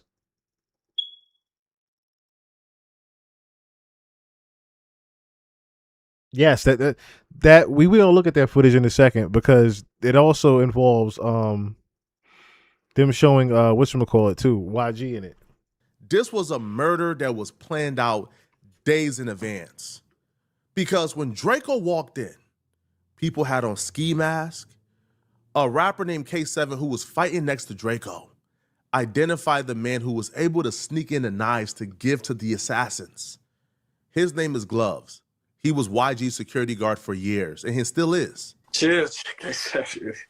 I'm speaking facts, bro. YG in real life, and all the bro. I don't give a fuck, bro. I'm so mad, bro. On my mama, bro. YG did some hoe, bro. And if I see Cuz, I'ma slap the shit out that. On all this puff talking like they hard, bro, but they fighting big ass security. You got those security guards fighting. Come on, bro. That's cool, bro. On my mama, bro. The big ass ball security guard snuck in knives, all type of weird shit. The person he's saying snuck the knives in that was used to kill Draco is a man by the name of Big Gloves, as you see right here. He's YG's security guard. Anywhere you see YG, you see him. This was strategically and methodically planned because as soon as Draco walked in at 8:30, and by 8:32, it already sparked off. They were already in place, already had their knives, waiting for Draco to walk in so they could murder Draco. We got there at 8:30. It was cracking at 8:32, like type shit. Like, wow. Yeah, that's the type of shit. Yeah. I think your mom said it was around 40 to 60 men in masks. No, it was like 100 or something. Really? Yeah, but you know what I'm saying? What do you say to people saying it was a setup? Because they were saying he shouldn't have been on the same bill as some of those other people at all. I mean, shit, it's pretty self-explanatory. I mean, you know, they're not. I wouldn't say. You know what I'm saying? That's the other thing. For Snoop and Wack to both be there, big OGs, big homies, among other things, the big industry homies, they could have easily stopped this. And if you know, you know. Like, you know what I'm saying? We pulled up at 8:30, 8:32. It was cracking like this. Shit like that. So I'm guessing you saw it happen. Yeah, I mean, I think everything happened in motion. Like, you know what I'm saying? Right then and there. It wasn't no 70 people packing out Draco. Like, you know what I'm saying? It just happened right there. Yeah. I feel like it just happened like all in one motion. Like, you know what I'm saying? Nobody ever got to Draco, like, to just get Draco. Like, you know what I'm saying? Yeah. It was all in one motion. Yeah. The footage of them getting swarmed from 100 Bloods, from Pyrus to Inglewood families to BPS, that's on YouTube. Now, if you look at the still shot from this video, you see Draco is behind his security. Draco is still swinging, but he's behind his security. Now, a lot of people mistakenly believe this is the footage of Draco getting stabbed. It's not. When they walked in, they walked past BPS members, Inglewood family members, a lot of Bloods, they weren't fazed. They began to walk, trying to get to their place, trying to get on stage, trying to perform. Draco homie Chiefin Heavily, who has a store in LA, he falls behind. And as he falls behind the group, they try to rob him for his chain. Some Blood members try to rob him for his chain. When they try to rob him, he was able to escape. And he runs over to Draco, Ralphie, and the crew and says, yo, they just try to rob me. Some Bloods try to rob me. Draco says, what? Draco's security, Coop, tells Draco, hey, yo, keep pushing. Keep going. Draco said, F that. Who did it? As Draco turned around to try to figure out who tried to rob his homies, they swarmed them. They absolutely swarmed them. Now, they was fighting for about a minute. Draco did not get stabbed in that video. Draco did not get stabbed in that video. They were fighting for about a minute. As they are fighting for about a minute, LAPD begins to walk down, so the crowd begins to disperse. However, there's people still there. Now, LAPD is shouting, the security guard is shouting at LAPD, yo, get them, get them. Multiple dudes then bum rush Draco and his security guard, Coop. Coop then was able to get one dude, but then the other dude was able to go around Coop and stab Draco in his neck and stabbed him. Coop is yelling at LAPD, get him. LAPD then flashed the light, and before they could flash the light, the dude took off. But who was that dude that stabbed Draco in his neck? Who was it? He's a friend of Munchie B called Frankenstone. His legal name is Frank Williams. Now, this particular screenshot right here is footage from another murder Frank Williams is involved in. We are not going to show the footage or identify the victim of the murder because we personally don't want to include the victim in anything out of respect for him and his family. That footage that I'm not gonna show nor identify who the victim was, that footage is of Frankenstone, AKA Frank Williams, stabbing another victim in the neck after an altercation at an after party spot. He murdered this victim the same way he murdered Draco. The victim held his hand out to shake Frank Williams' hand. Frank Williams refused to shake his hand and then stalked him all across the building and then ultimately stabbed him. Now, the police believe that he did this to promote or assist the Black Peace Stones. He's currently out on bail as he's fighting this murder case. Now, when he found out that I was going to do this video about him, that I was going to identify him as the man who stabbed and killed Draco the Roller, he deleted his Instagram, his Facebook. He deleted all traces of himself from online. But it's too late for him to run and hide. The police have identified him because people who were present has identified him as the one who did it. Not only is the police identifying him as a suspect in this, but the streets, him and his homies, have told people that he was the one who stabbed and killed Draco. The streets credit him, Frankenstone, Frank Williams, as the one who stabbed and killed Draco the Ruler. People who were present behind the scenes have told anyone willing to listen that Frankenstone is who stabbed and killed Draco the Ruler. It's just a fact.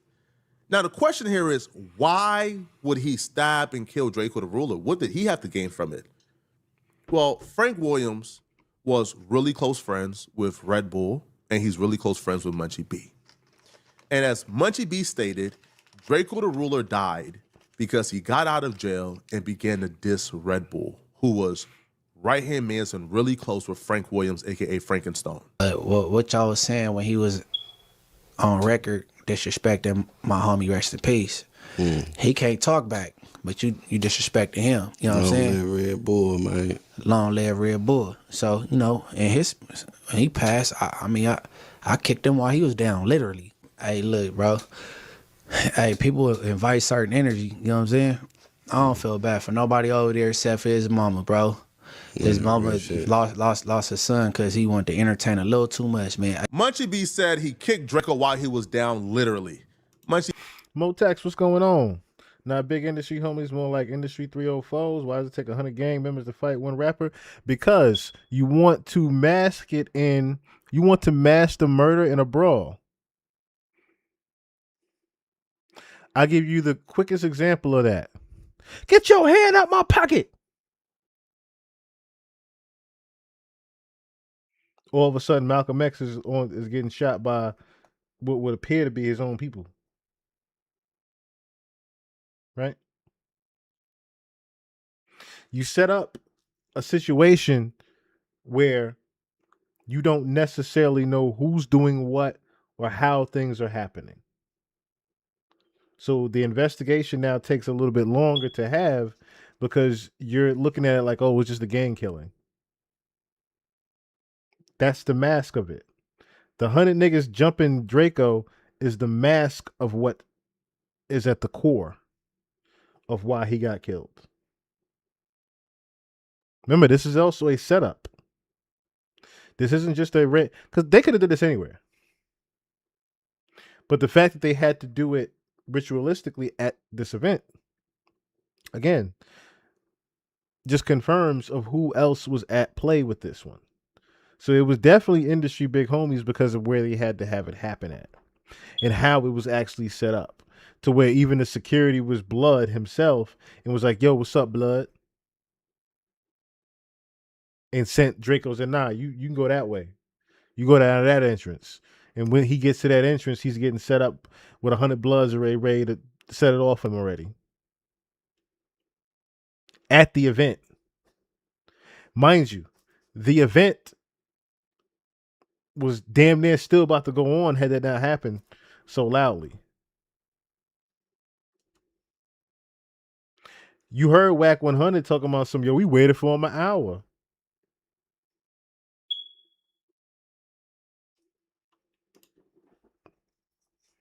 Munchie B ain't do a goddamn thing to Drakeo. This is just Munchie B. This is what Munchie B does, okay? Munchie B is going out of his way to try to include himself as if he was the one who kicked Drakeo while he was down. Nobody kicked Drakeo while he was down. Cut it out, man. Drakeo didn't get stomped out. All right, they stabbed Drakeo and ran and did a 40-yard dash.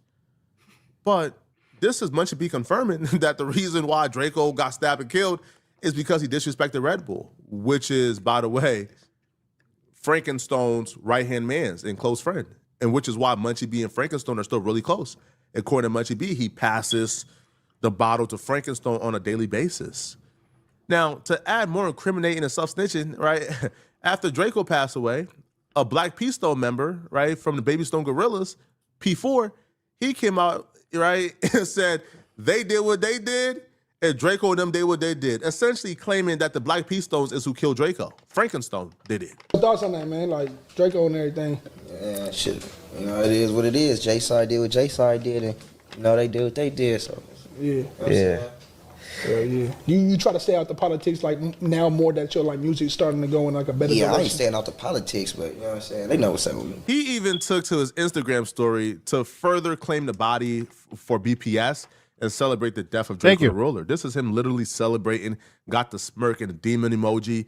And when fans pointed this out, he said quite possibly the dumbest thing you could ever say. Instead of saying we didn't do nothing, P4 wrote, bro, leave the set and Drakeo out the same sentence. Laughing, laughing, laughing. Y'all try to have ninjas in jail. What happened at Once Upon a Time in LA, stay there. So you know what happened at once upon a time in LA. Instead of saying, hey, we didn't do nothing, hey, man, he's saying, man, listen, man, y'all know what happened, but what happened there, stay there, man. Don't bring that police stuff online. Again, bro, Frankenstein, if I'm you, bro, I'm blaming your homies, man. Your homies is the reason why we all know you killed and stabbed and killed Draco. In Frank Williams, aka Frankenstein bill package, he gave up more identifying information about himself. Right? Now, when I read this bill package, all I could do is chuckle. Now, after this, we're going to listen to the transcript reading of what happened that night, which is going to pretty much confirm what I was just talking about as far as who actually invested and set up the Drakeo the Ruler killing. You murder Drakeo the Ruler, and then you murder somebody else. And then in your bill package, you're talking about yourself as if you're like Martin Luther King or something. This is from 2024. He would claim that he's the single father of a 21-year-old daughter. His employment, he says, is he's a recording artist manager for multiple recording artists / groups. I'll be interested to see who this man is managing, right? Because as far as we know, man, he's off the grid. Like, this dude has deleted his Instagram, his Facebook. He's gone off. He's gone in hiding. So is he a recording manager for 400? I would hope YG isn't dumb enough to still have him down as a recording manager. Now, he would say he's a community activist. Bro, you are on camera murdering somebody in cold blood who organizes Thanksgiving and Christmas drives for the family. Cut it out, man. Now, he says... Now, here's the other part to that, right? Not only are you supposedly seen at the crime of the Drakeo the murder, at the Drakeo the Ruler murder, you're accused of being the one that did it, and you're in transcripts saying that you're YG's recording manager. So now you done pinpointed yourself being part of one of YG's crew members. You big dummy. He is a 40-year-old man facing his first violent criminal charge in 20 years. The detective currently investigating Frank Williams and this second homicide, his name is Detective Sergio Ortiz. His phone number will be somewhere on this screen. Do with that as you may. I don't know what you're going to do with. Do with that as you may. Now, Frank Williams is cooked, right? Okay, so now I want to play the transcripts. I want to play the transcripts now because we're going to confirm pretty much everything here. We're going to confirm everything here.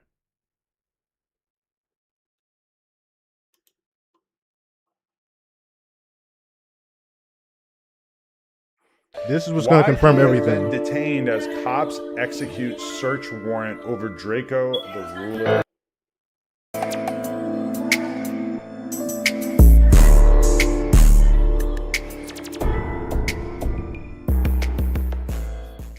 In today's video, we're going to be breaking down the testimony and deposition that Drakeo the Ruler. So this picture right here, I gotta big this up. This picture right here is said to be YG. Now they're gonna talk about this particular picture in the transcripts because you literally see they're gonna talk about this particular outfit in which they describe a man in a shiny black jacket and black pants with a red stripe. His bodyguard Coop would give, but let's dive right into it. Now, as most of us know, LA Times would post an article today saying that Drakeo the Ruler's bodyguard implicated YG having a knife at the scene. And he would also say that YG was part of the melee. But we found the whole entire deposition, so let's dive right into it. One of the first questions they asked would be about the artists that were performing that night. And he would say that he knew that certain artists would be performing after Drakeo performed. And he didn't think it was a good idea, and it was cutting too close to other people's time. And they would ask him, who are you referring to? And he would say an artist called YG. Coop would then tell him, as far as the lineup and the time slots, there was nothing he can do except emphasize to Drakeo that they needed more security. And he would tell him he didn't think that anything would happen before. He felt like something would happen after they were done performing though. And he would say that there was a great chance to run into other artists. And they would ask. Now, let me break this back a little bit just so I could give you guys a little bit more context on this transcript. This particular transcript is from them and talking to YG's bodyguard. Is it YG? I think it's YG's bodyguard. Either Drakeo. No, I think it was Drakeo's bodyguard. Yeah, Drake. I think it's Drakeo's bodyguard, if I'm not mistaken. Not YG's. I think it's it's Drakeo's bodyguard that actually did this testimony, and that was how they identified YG being scene with the knife. It was the bodyguard that was there. And he didn't think it was a good idea, and it was cutting too close to other people's time. And they would ask him, who are you referring to? And he would say an artist called YG. Coop would then tell him, as far as the lineup and the time slots, there was nothing he can do except emphasize to Draco that they needed more security. And he would tell him he didn't think that anything would happen before. He felt like something would happen after they were done performing though.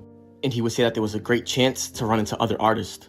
And they would ask him, why was that a concern? And he would say, I know that Draco and his rap group were indicted on charges.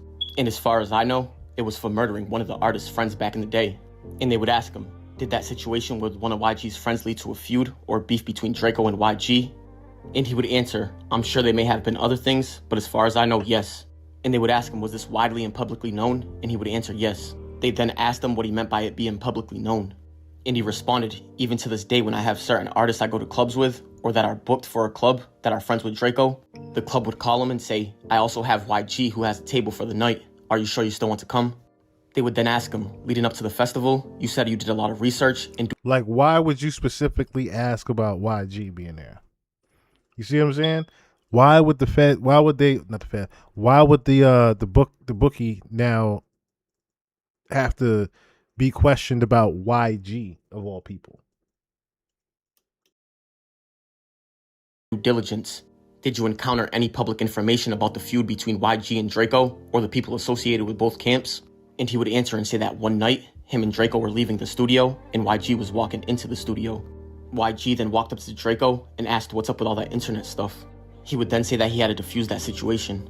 They then asked him what was his awareness of what was publicly out there on the internet about their beef or feud. And he would say that there were interviews from both sides, and that artists that YG and Draco both signed were associated with the beef. He would then say that it was just so many things, and it was pretty obvious. And if you're into that type of music or genre, then you know what's going on. They would then ask him about any specific songs made in the beef, and he would mention that Draco dropped Inglewood in August of 2021. He would then tell him that was a diss song for the whole entire city of Inglewood. He would then say that he knows YG did an interview on No Jumper that was publicly released. He told him it was released in the summer of 2021, and that a lot happened in that 3 to 4 month period. They then asked him who was the interview with, and he would respond and say YG and his two artists. They would then ask him what was said about Draco or Draco's camp, and he would respond and say that YG said we don't do that internet stuff, and that the homie's gonna get you. They would then ask him that based on his knowledge and understanding, what gangs were YG and his crew affiliated with. And he would say the Inglewood families, and I think they're called the Treetop Pyrus. That's what YG claims. They would then ask him, are the Inglewood families a blood or a Crip subset? And he would say bloods. They would then ask him what are the Treetop Pyrus, and he would say they call themselves Pyrus, but they're still bloods. They would then ask him how many passes were given to Draco, and he would say 10. They would then ask him about the 10 passes, and he would say 4 videographers, 2 DJs, Draco, Ralphie, him, and the last person was a video editor that was a female. They would then ask him, did any promoters or security companies reach out to Draco in the weeks leading up to the festival? And he would respond and say, as far as I know, I was supposed to meet up with a guy named Wack 100, who was supposed to coordinate me with Snoop Dogg. But I was supposed to meet up with a guy named Wack 100, who would coordinate me with Snoop Dogg. As far as I was concerned, I had to do with security.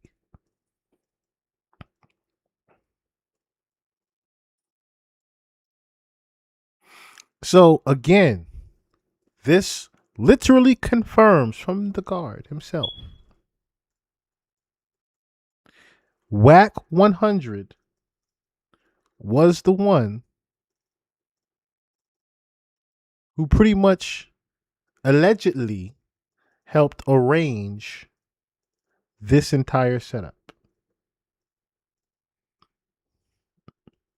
Again, industry big OGs did this one because the following name is Snoop Dogg, who had supposedly asked Draco to come in the first place. And of course, it's very covert. We're talking about Snoop, right? And someone who mentioned it earlier, Dope Montana, you mentioned it earlier. Same thing happened with Pac, right? In Vegas. Snoop is there. I'm pretty sure, just like Snoop in Vegas, had a walkie-talkie saying, yo, they got him. I'm pretty sure there was a walkie-talkie on Snoop and he heard they got him. I'm pretty sure. Talking about something, we got the call in the Sprinter van that he was dead. All y'all supposedly saying we got the call when we was gone already. Other than that, I never spoke with anyone about anything other than Draco. He's the one that told me I was supposed to meet up with Wack. They would then show him a document and ask him, before today, have you ever seen this? And he would respond, yes, in September of 2023. They would then ask him, why did he... I'm calling it right now. I'm calling it right now. Wack is going to be called in for questioning. I am calling it now. They will call Wack in for questioning. And if they don't, that confirms his connections. Because we are talking about the same Wack 100 that can have the power to have an Uber pulled over with your son in it. See it on that occasion, and he would say, yeah, the detective on the case spoke with me about this. They would then ask him, where did you guys first make contact with security? And he would say on Exposition and Bill Robinson Lane. He then said as he approached the security guard, he would roll down the passenger side window, and the first thing the security said to him was, what's up, blood? Draco's security then said that he gave the security guard that said blood a funny look. Then he looked to his right, and he heard Draco say, what the F? He would then ask him, where do they go next? And he would... Right there, Draco had that feeling. He had that bad gut feeling, just from the guard that he didn't know saying, yo, what's up, blood?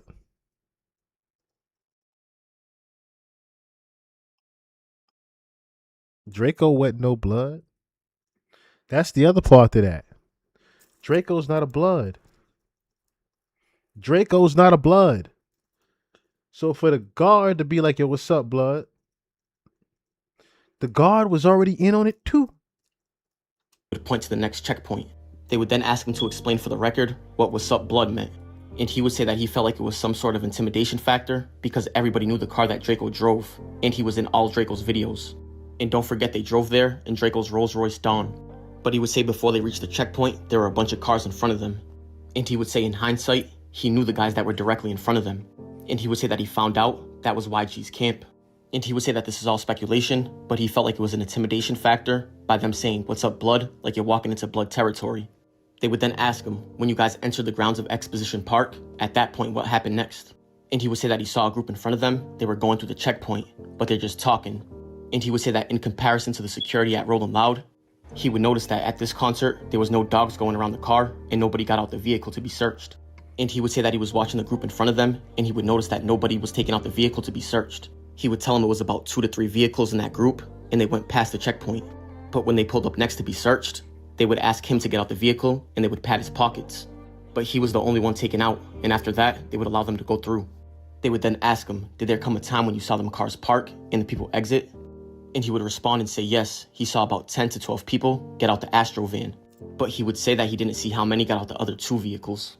They would then ask him if he'd seen the Astro van with 10 to 12 people being searched at any point. And he would say no, he only seen the driver get out and being pat down. He would then explain how the pat downs, including his, were very, very quick and they really only checked pockets. They would then ask him if he had to show any passes or any type of identification. And he would say no, they just saw it was Draco and they let us go.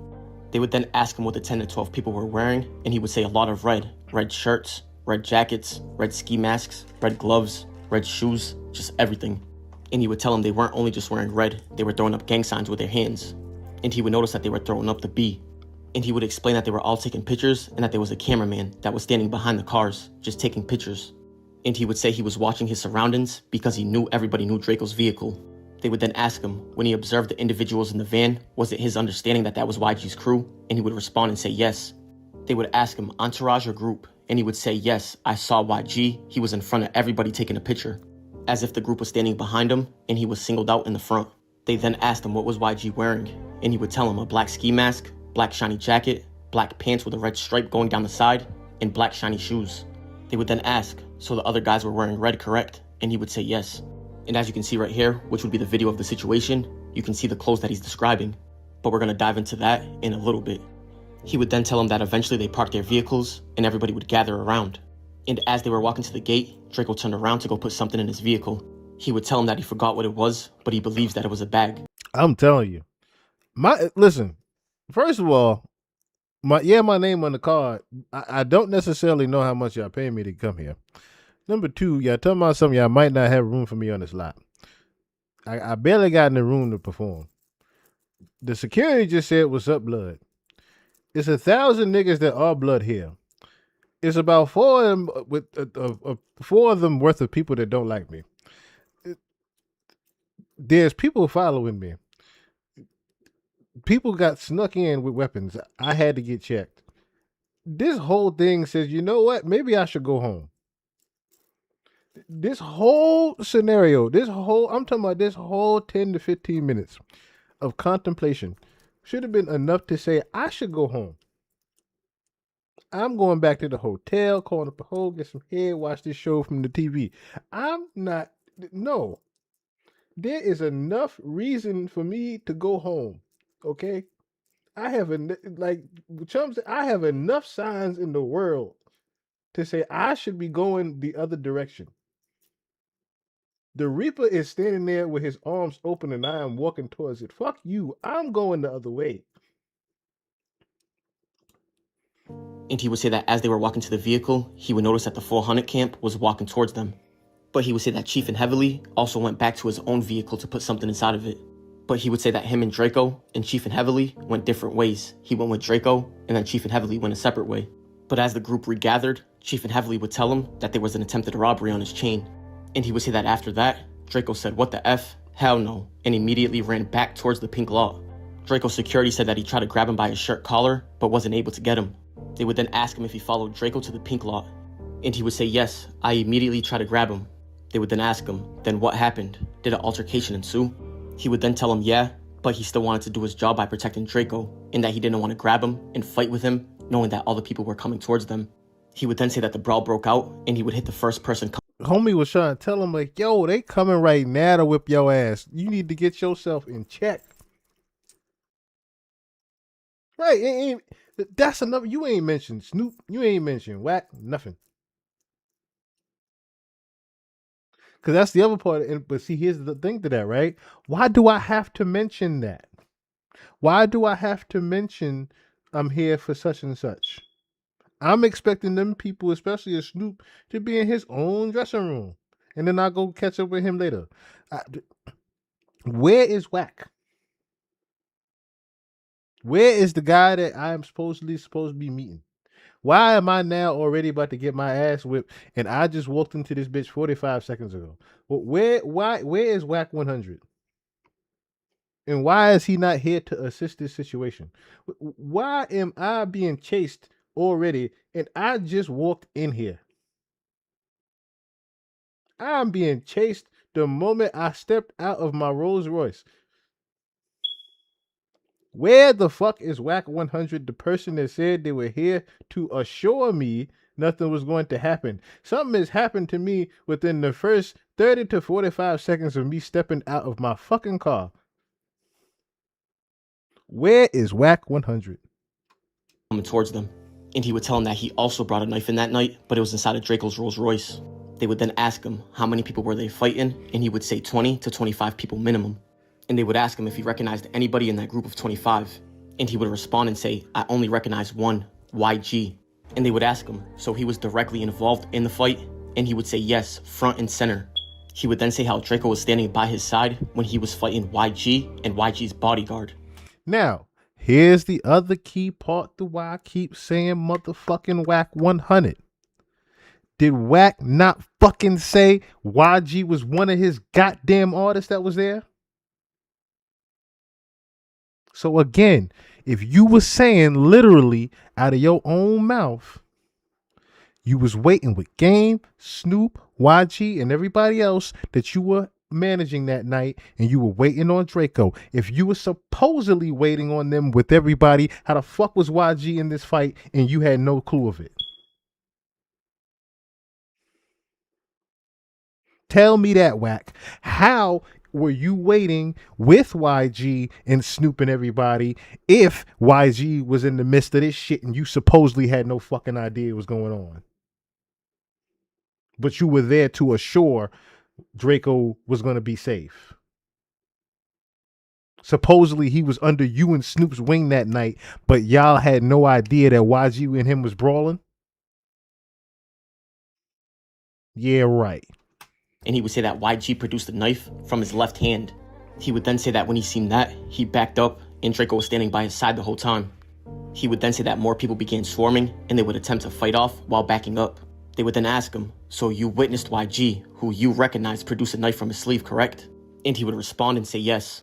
And he would say that he just saw the blade, he didn't see the handle, and that it was a silver blade, almost like a shank made in prison. He told them it was about 3 to 4 inches long, and he was slashing it at him. They would then ask him, did he witness any other knives in the melee? And he would say, yeah, there was a guy on the left of YG that had a knife also. And they would ask him to describe the knife, and he would say the same thing. And he would say you can tell they had a knife because nobody swings a punch like how they were doing in the video. And this right here would be the part of the video that they're speaking about. But he would say that in total he saw 3 knives. And the third person was allegedly standing behind YG. They would then ask him again to explain what YG was wearing that night. And he said he had on a black balaclava or a ski mask that just had the eyes, no mouth. But he said from the nose to above the eyebrows were open. But he said he had on a black bomber jacket that was a zip up. And he would say that he was wearing black slacks or maybe track pants with a red stripe going down the side of him. And that he had on black shiny shoes. They would then ask him if he can describe anybody else that was at the scene. And he would explain that a black male that had a bald head that was very, very shiny and had hazel eyes were there. Then he corrected himself and said light brown, not super hazel. And this right here would be the confusion that's going around in the news articles and YouTube videos, where people are saying that he described YG as having hazel eyes. But as you can see right here, he's talking about the bald dude. And he would say that the bald dude was about 5'10" and was wearing blue, like a blue crew neck sweatshirt. And the guy behind him, that would have been Frank. That's the one with the dreads.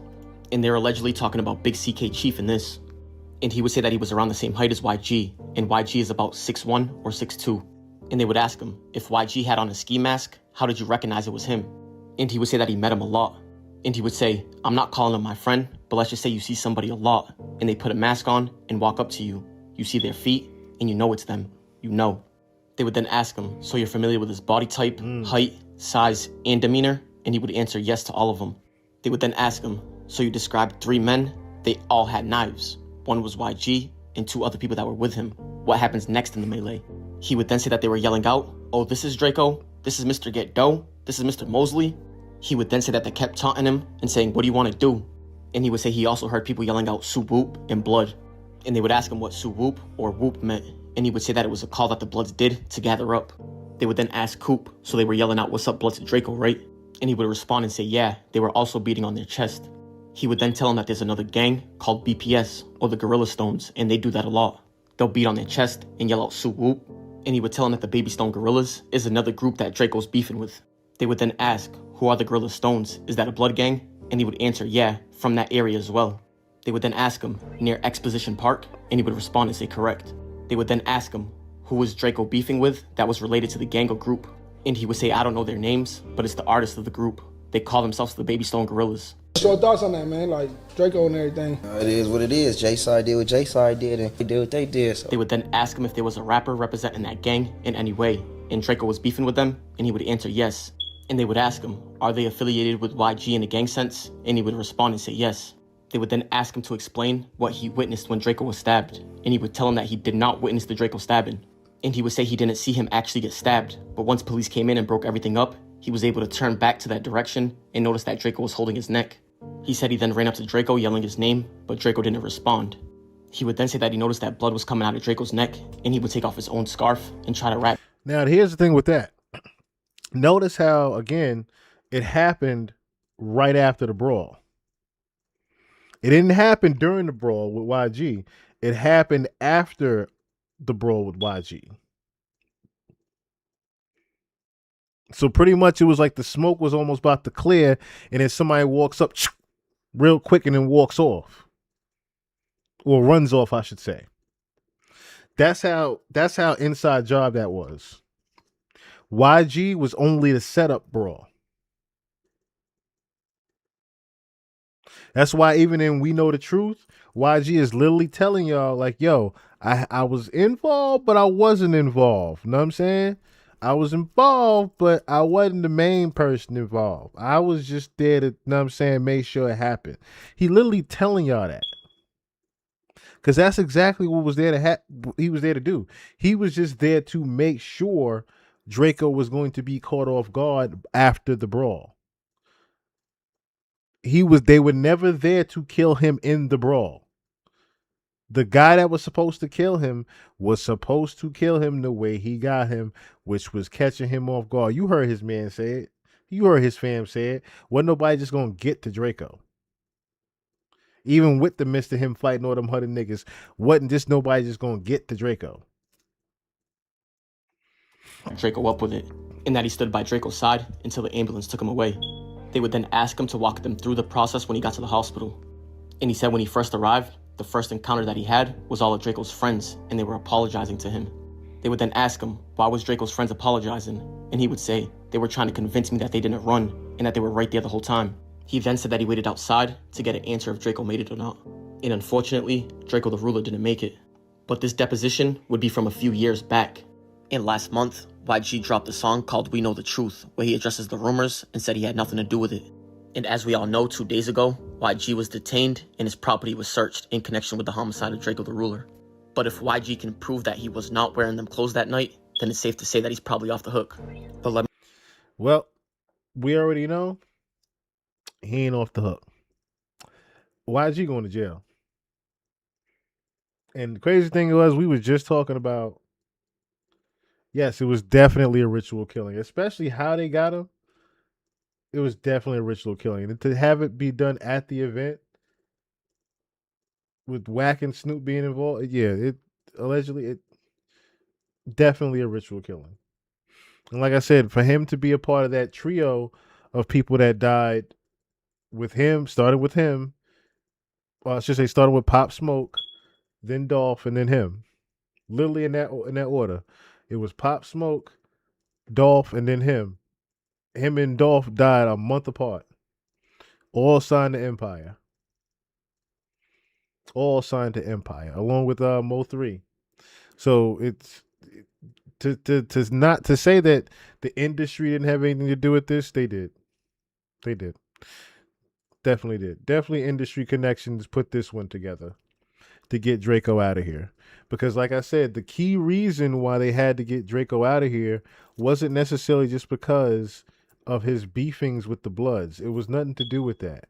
It was the fact that Drake was trying to invest in Draco, the Ruler. As you heard, Draco and Drake were getting very close. And that was Drake's back door back into the West Coast. That was literally his back door.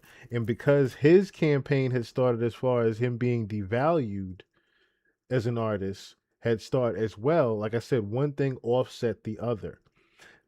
Kendrick already having the beef in place with Draco the Ruler. See, it was deeper than rap with, oh, he's getting at Draco the Ruler because of Drake. It's not just that he was getting at Draco the Ruler because of Drake. He's getting at Draco the Ruler because he's a blood.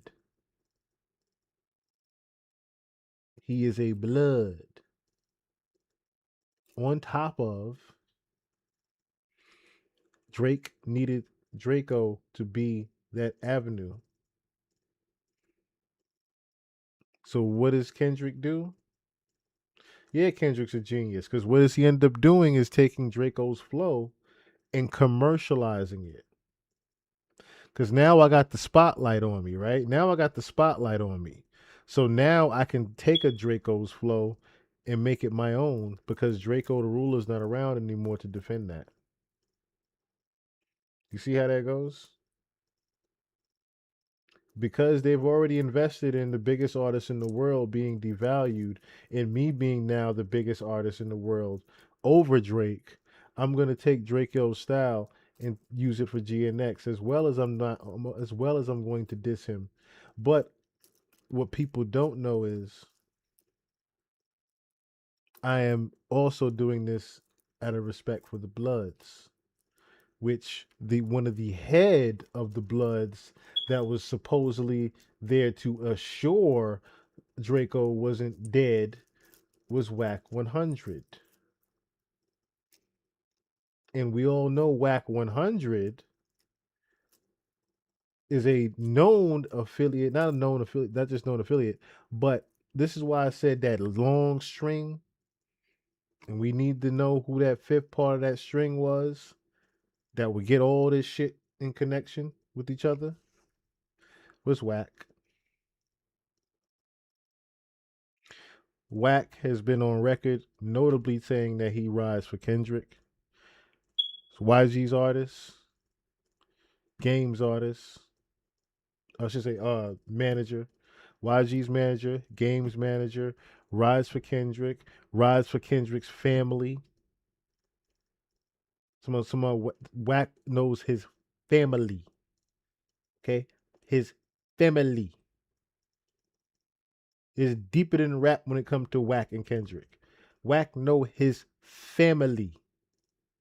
Punch and everybody is his father. He know his family.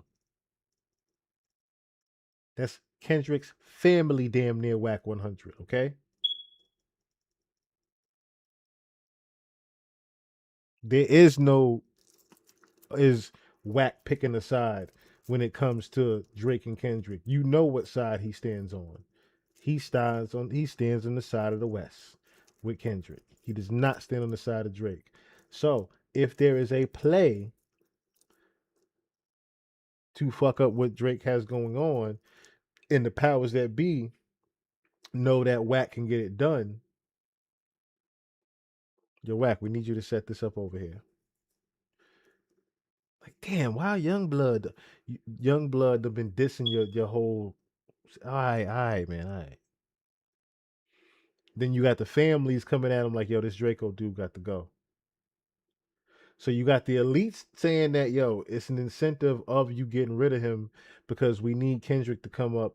We need to remove Drake because Drake is already being devalued and this dude is already connecting himself and affiliating himself with Drake. It's too many, you know, it's too many ways this rock could ripple the water. You know what I mean? He gotta go. Whack, like I. At that point, what does Whack do? But obey. We gotta get rid of Drake. We gotta get rid of Draco. And what better way to do it? Hey yo, come on, blood. Come on to this event real here. We gonna make sure you alright. You good. I get there and 45 seconds later it's 100 niggas whipping my ass. And one of them just so happens to kill me. And you are nowhere in sight. The same two people that invited me there that said I was gonna be good are nowhere in sight within the 45 seconds of me getting killed. Isn't that something?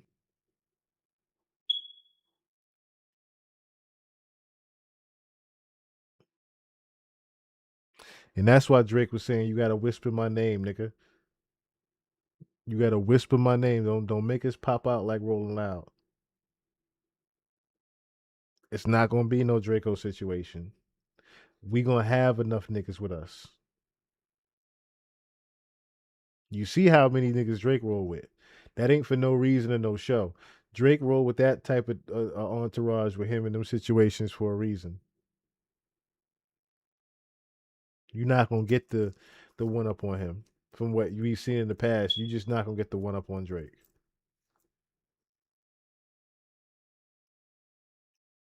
Yet anyway, but yeah, we figured out what the string is and the real investor in who orchestrated that evening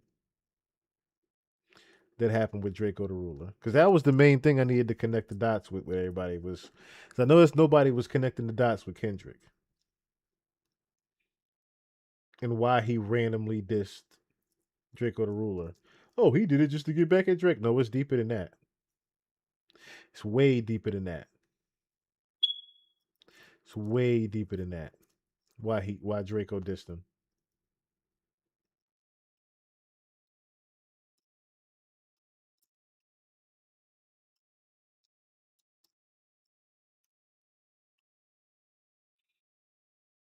I mean,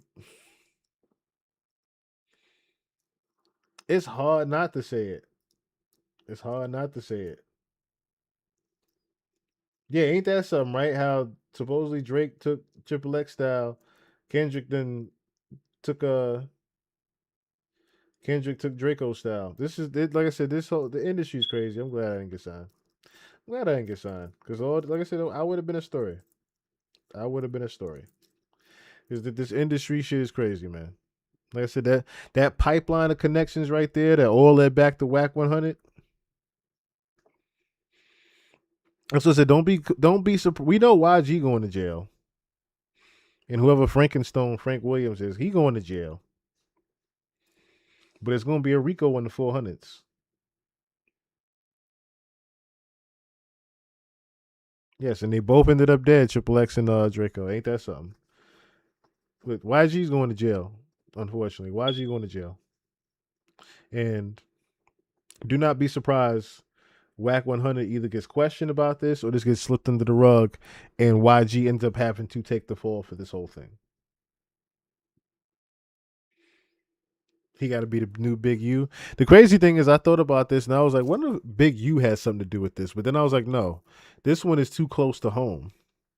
Because if this Big U is on more the side of the Crips. So if this is on if this is on the side of the Bloods, the only person that was there that was a Blood, that was a big OG, an industry big OG that could have shit down, it was the one person that told Draco he was good, and that was Whack 100.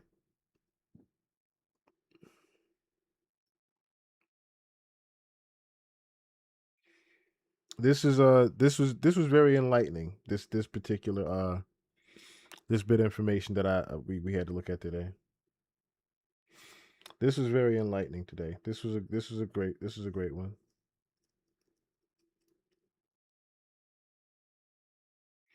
And yeah, I'm gonna get myself on the bed. I'm gonna get myself on the bed. I appreciate everybody for coming out this evening on this Sunday evening and being up with me. I ain't dragged you out of 4 in the morning, so I appreciate everybody for coming out. Thank you so much, Nike, Dope Montana, New Eyes. Who else up in here? Chum Calm Down, Screen Tapper. Trying to make sure I get everybody. Motex, Amina. Who else is up in here? David Tarantino. David Tarantino was on it quick. He's like, Whack? No. It was Whack. It was Whack. Oh, again, if you like to donate to the podcast, the Cash App is there, right here, the Chill Murray one, right next to me, right next to the camera. Who else up here? Madman 90, Player 129. Who else is up in here? Who else is up in here? DJ Beer Gang.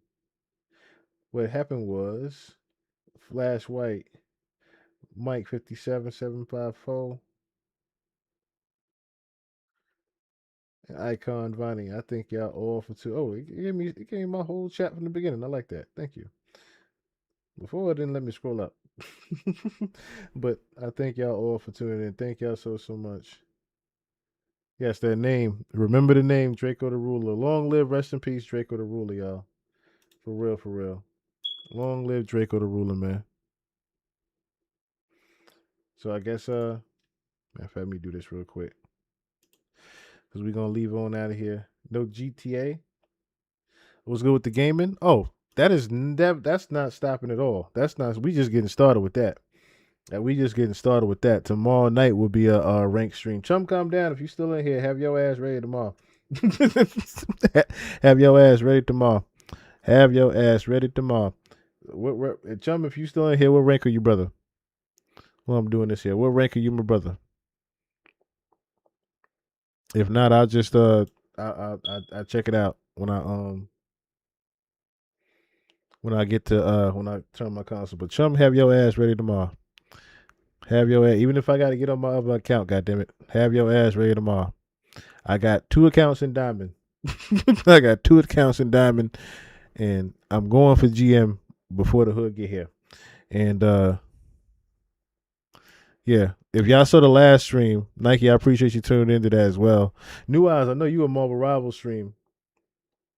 Yes, thank you. You worked them off. See, nigga. But I got a don't worry about it. I got a platinum account. We'll be all right. Well, I got a Plat 3 account. I get you out the hole, brother. I get you out the hole. But yeah, the gaming is definitely not shutting down. We're gonna be doing Marvel Rivals streaming. Yes, definitely. I'm gonna be doing this weekend. I'll be doing the GTA mission. This is the last GTA 5 mission because it's gonna be the last yeah, this is the last update. This is pretty much the last update before GTA 6 gets here. So I'm gonna be doing the last mission for GTA 5, taking my last little drive around, just take my memories to the city. And then if you guys are interested in Power World, I might do Power World. So just let me know. I'll put some pictures up there. Join the Discord. Join the Discord.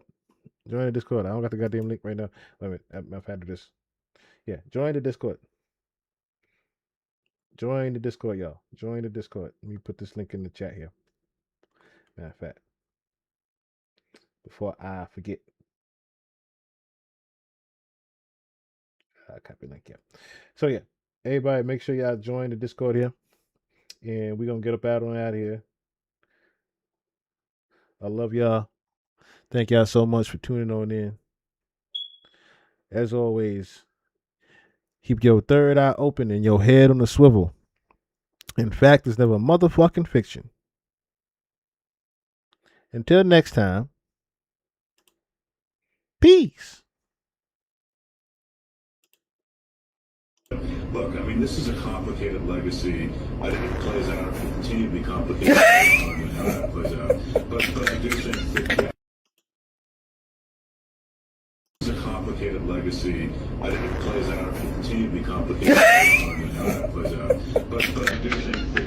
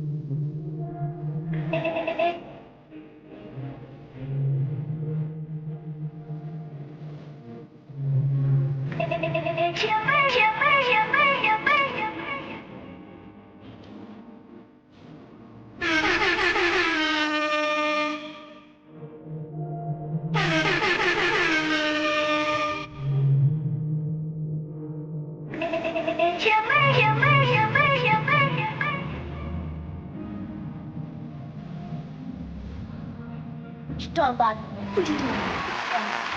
What you talking about, huh?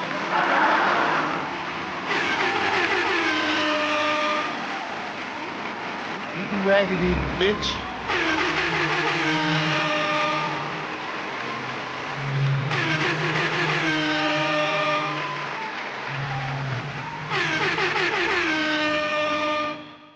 See, little shit like that lets me further know what it is you really do.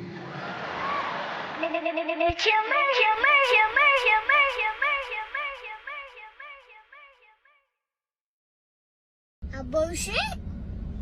A bullshit? A bullshit. A bullshit. Ladies and gentlemen, we got him.